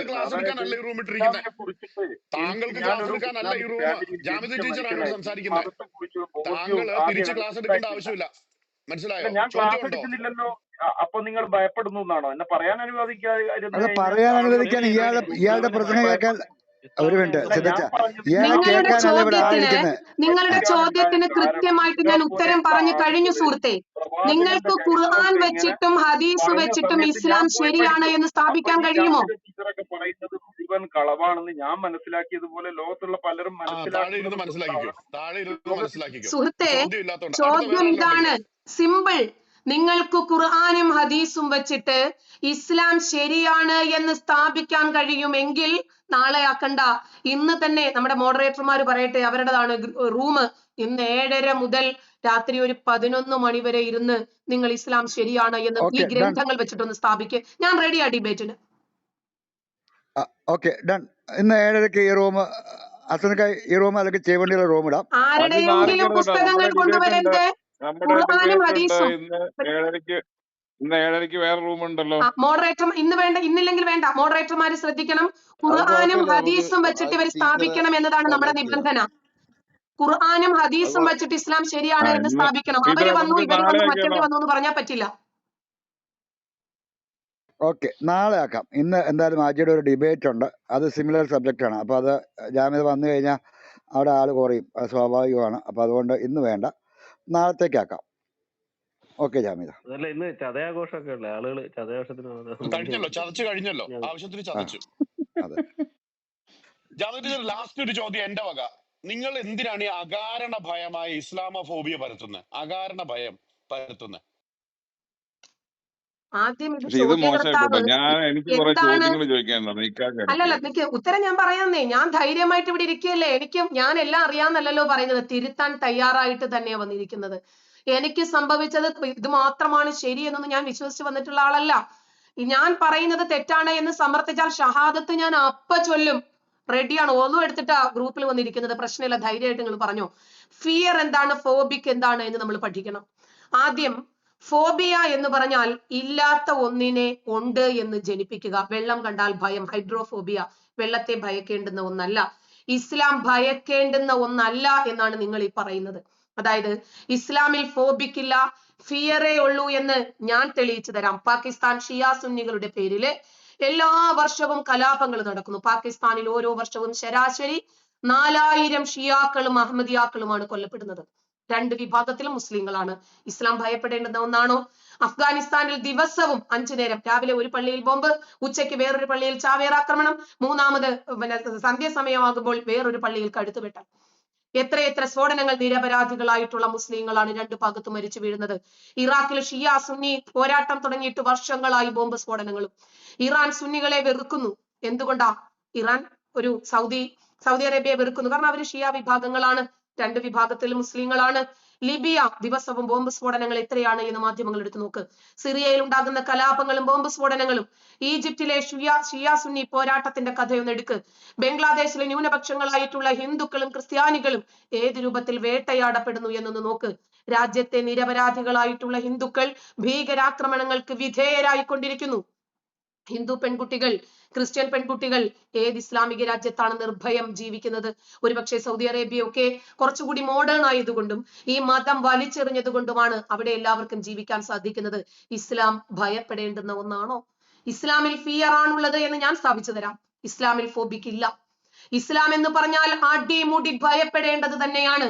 കലാപവും കൊള്ളയും കൊലയും ഭീകരാക്രമണങ്ങളും തലവെട്ടും കൈവെട്ടും കാലുവെട്ടും അന്യമതസ്ഥരായി പോയി എന്നതിന്റെ പേരിൽ മാത്രം ബലാത്സംഗം ചെയ്യപ്പെടുന്ന നൈജീരിയക്കാർ 100 കണക്കിന് തെളിവുകൾ ഞാൻ സമർത്ഥിച്ചു തരാം.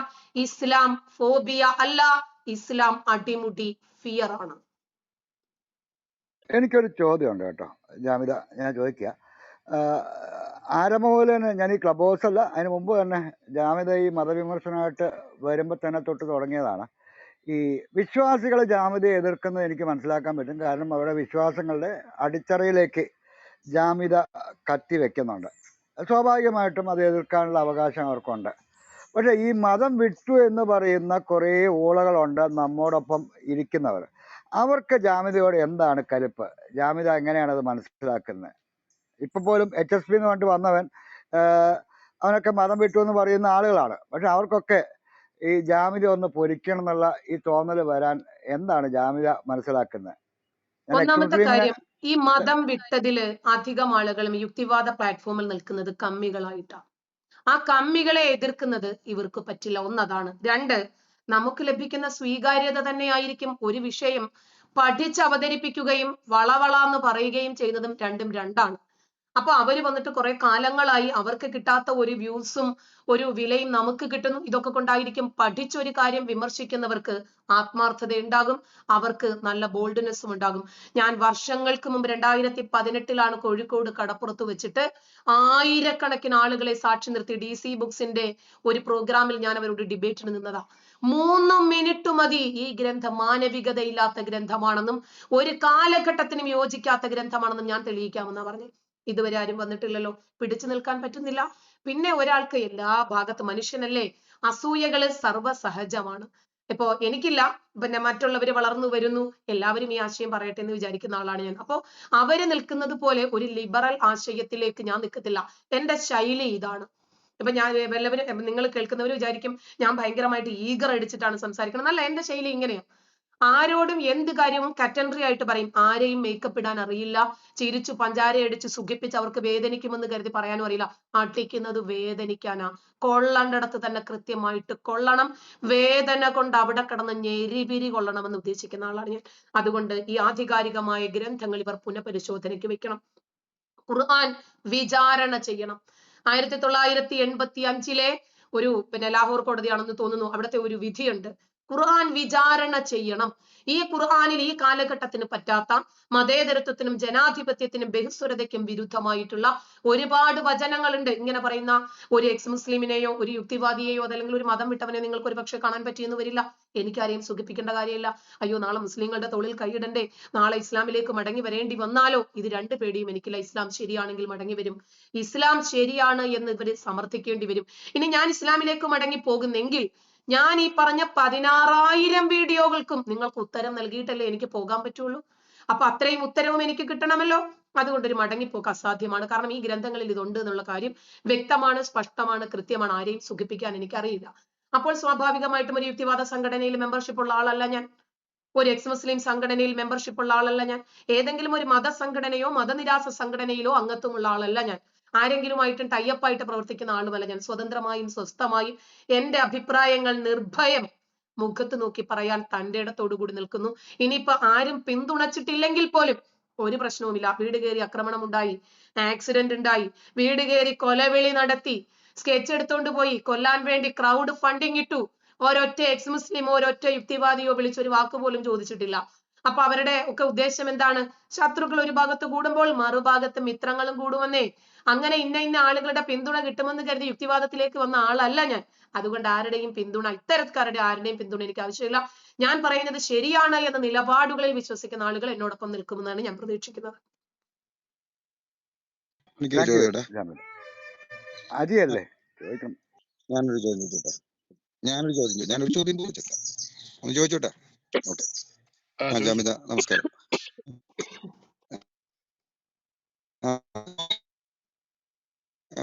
ഇസ്ലാമിൽ നിന്ന് നമ്മൾ കേരളത്തിലാണെങ്കിലും ഒരുപാട് മുസ്ലിം ഈ ചെറുപ്പക്കാർ വിട്ടു വന്നിട്ട് ഞാൻ മതം വിട്ടവനാണെന്ന് തുറന്നു പറയുന്നു. പക്ഷെ ജാമിദയെ പോലുള്ള സ്ത്രീകൾ എന്തുകൊണ്ട് കേരളത്തിലായാലും മറ്റുള്ള ഇന്ത്യയുടെ ഒരു കോമൺ സ്ഥിതി എടുത്ത് നോക്കുകയാണെങ്കിൽ മറ്റുള്ള സ്ഥലത്തുനിന്നും അങ്ങനെ അവർ കടന്നു വന്ന് ഇതുപോലെ ഓപ്പണായിട്ട് പറയാൻ ഉള്ള അവർക്കൊരു വിമുഖത കാണിക്കുന്നുണ്ട്, അല്ല അവരുടെ ഐഡന്റിറ്റി പോലും വെളിപ്പെടുത്താൻ ആഗ്രഹിക്കുന്നില്ല. അത് എന്തുകൊണ്ടായിരിക്കും? അല്ലെങ്കിൽ അത് ഇപ്പോൾ അക്കാര്യത്തിൽ ഇൻഫർമേഷൻസ് ഉണ്ടായിട്ടുണ്ടോ? എന്താണ് ജാമിദയുടെ നിരീക്ഷണം?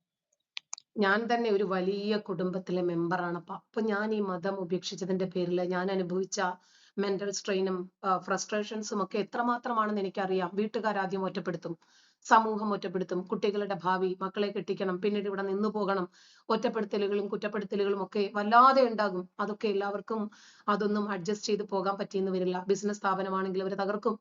ഇനിയിപ്പോ ഗവൺമെന്റ് എംപ്ലോയി ആണെങ്കിൽ ഏതെങ്കിലും ഒക്കെ രൂപത്തിൽ അഴിമതികൾ ആരോപിച്ചിട്ട് നമ്മുടെ ജോലി തകർക്കാൻ ശ്രമിക്കും. ഇവിടെ മതത്തെ വിമർശിച്ചിട്ടോ അതല്ലെങ്കിൽ മതം ഉപേക്ഷിച്ചിട്ടോ ഇവിടെ നിലനിൽക്കുക എന്ന് പറഞ്ഞാൽ വലിയ ബുദ്ധിമുട്ടാണ്. അതല്ലെങ്കിൽ പിന്നെ അവർക്ക് അംബാനിയെ പോലെ ഇഷ്ടം പോലെ പണം ഉണ്ടാകണം, സ്വന്തമായിട്ട് ഇരുന്ന് തിന്നാനുള്ള വകയുണ്ടെങ്കിലും ഒക്കെ. ഞാൻ തന്നെ ഈ മതം വിട്ട് വന്നതിന്റെ പേരിൽ ഞാൻ അനുഭവിച്ച പ്രശ്നങ്ങളും പ്രതിസന്ധികളും ഒന്നും ചെറുതല്ല. ഇപ്പോഴും ഒരുപാട് അനുഭവിച്ചുകൊണ്ടായിരിക്കുന്നത്. അതൊക്കെ സഫർ ചെയ്യാൻ എല്ലാവരും തയ്യാറായി വരില്ല. സത്യം പറഞ്ഞാൽ ഇത്തവണത്തെ ഓണാഘോഷം കണ്ടില്ലേ? ബൈക്ക് ഓടിച്ച പെൺകുട്ടികളെ, ഡാൻസ് കളിച്ച തട്ടമിട്ട പെൺകുട്ടികളെ. അതിന്റെ അർത്ഥം എന്താ? അവർ ഈ മത നിയമങ്ങളെ വലിച്ചെറിയാൻ തയ്യാറായിരിക്കുന്നു. പക്ഷേ അവരത് ഡിക്ലെയർ ചെയ്യാൻ തയ്യാറാകാത്തത് സമൂഹത്തെയും കുടുംബ അന്തരീക്ഷത്തെയും ഒക്കെ ഭയന്നിട്ടാണ്. അപ്പൊ നമുക്കിനി പിന്നെ കാണാൻ, ഞാൻ ഇട്ടിട്ട് പോയെന്നും പേടിച്ചോടിയെന്നും ഒന്നും പറഞ്ഞിട്ട് നിങ്ങൾ റൂം ഇട്ട് കളയരുത്. ഇട്ടാലും എനിക്ക് പ്രശ്നമൊന്നുമില്ല. അപ്പൊ എന്നാ പിന്നെ അഡ്മിന്മാരെ ഞാനങ്ങ് പോയേക്കട്ടെ. അല്ല, ഒരു മിനിറ്റ്. ജാമിദ ടീച്ചറെ, ഞാൻ ഒന്നും ടീച്ചറിന്റെ എല്ലാം കേട്ടിരുന്നു എങ്കിലും ഞാൻ പലരും താഴെ വന്ന് കേട്ടിരുന്നെങ്കിലും ടീച്ചർ എനിക്കൊരു ചോദ്യം കൂടി ചോദിച്ച് അവസാനിപ്പിക്കും മാഡം പിക്ക്. അപ്പൊ ടീച്ചറെ, ടീച്ചർക്ക് ഇത്തരത്തിലുള്ള വിമർശനങ്ങൾ നടത്തുമ്പോൾ ഏതെങ്കിലുമൊക്കെ കോണിൽ നിന്ന് വധഭീഷണിയോ മറ്റു കുടുംബത്തിലെ കുട്ടികൾക്കൊക്കെ ഭീഷണി ഉണ്ടോ എന്നൊരു ചോദ്യം കൊണ്ട് അവസാനിപ്പിക്കുകയാണ്. ടീച്ചർക്ക് എല്ലാവിധ നന്ദിയും. അതിജീവിത ക്ലബിലേക്ക് വീണ്ടും ടീച്ചറിനെ പോലെയുള്ളവർ ധൈര്യത്തോടെ വന്ന് ഈ വിഷയങ്ങളുമായിട്ട് സംസാരിക്കാൻ വരണമെന്നൊരു അപേക്ഷ കൂടിയുണ്ട്. എൻ്റെ ഒരു ചോദ്യത്തിന് ഉത്തരം കൂടെ തന്നാൽ മതിയാവും. നൂറുകണക്കിന് ഭീഷണികൾക്ക് നടുവിലാണ് ഇപ്പോഴും നിൽക്കുന്നത്. ഏതാണ്ട് ഒരു 1.5 മാസം മുമ്പാണ് എന്റെ വീട്ടിൽ വന്നിട്ട് ലൊക്കേഷനൊക്കെ എടുത്ത് എന്റെ വീടിന്റെ ഫോട്ടോ ഒക്കെ എടുത്തിട്ട് ഗ്രൂപ്പിലൊക്കെ ഇട്ടിട്ട് ഞാൻ അവളെ തട്ടും, നിങ്ങൾ എനിക്ക് പൈസ തന്നാ മതി എന്ന് പറഞ്ഞിട്ട് വലിയൊരു വാട്സപ്പ് കൂട്ടായ്മയൊക്കെ ഉണ്ടായി. എന്റെ കുട്ടികള് വിദ്യാഭ്യാസ സ്ഥാപനങ്ങളിൽ പോലും ഒരുപാട് പീഡിപ്പിക്കപ്പെട്ടിട്ടുണ്ട്. എന്റെ ഗൾഫിലായിരുന്നു, ആർമി ക്യാമ്പിൽ ജോലി ചെയ്തിരുന്ന ആളാണ്.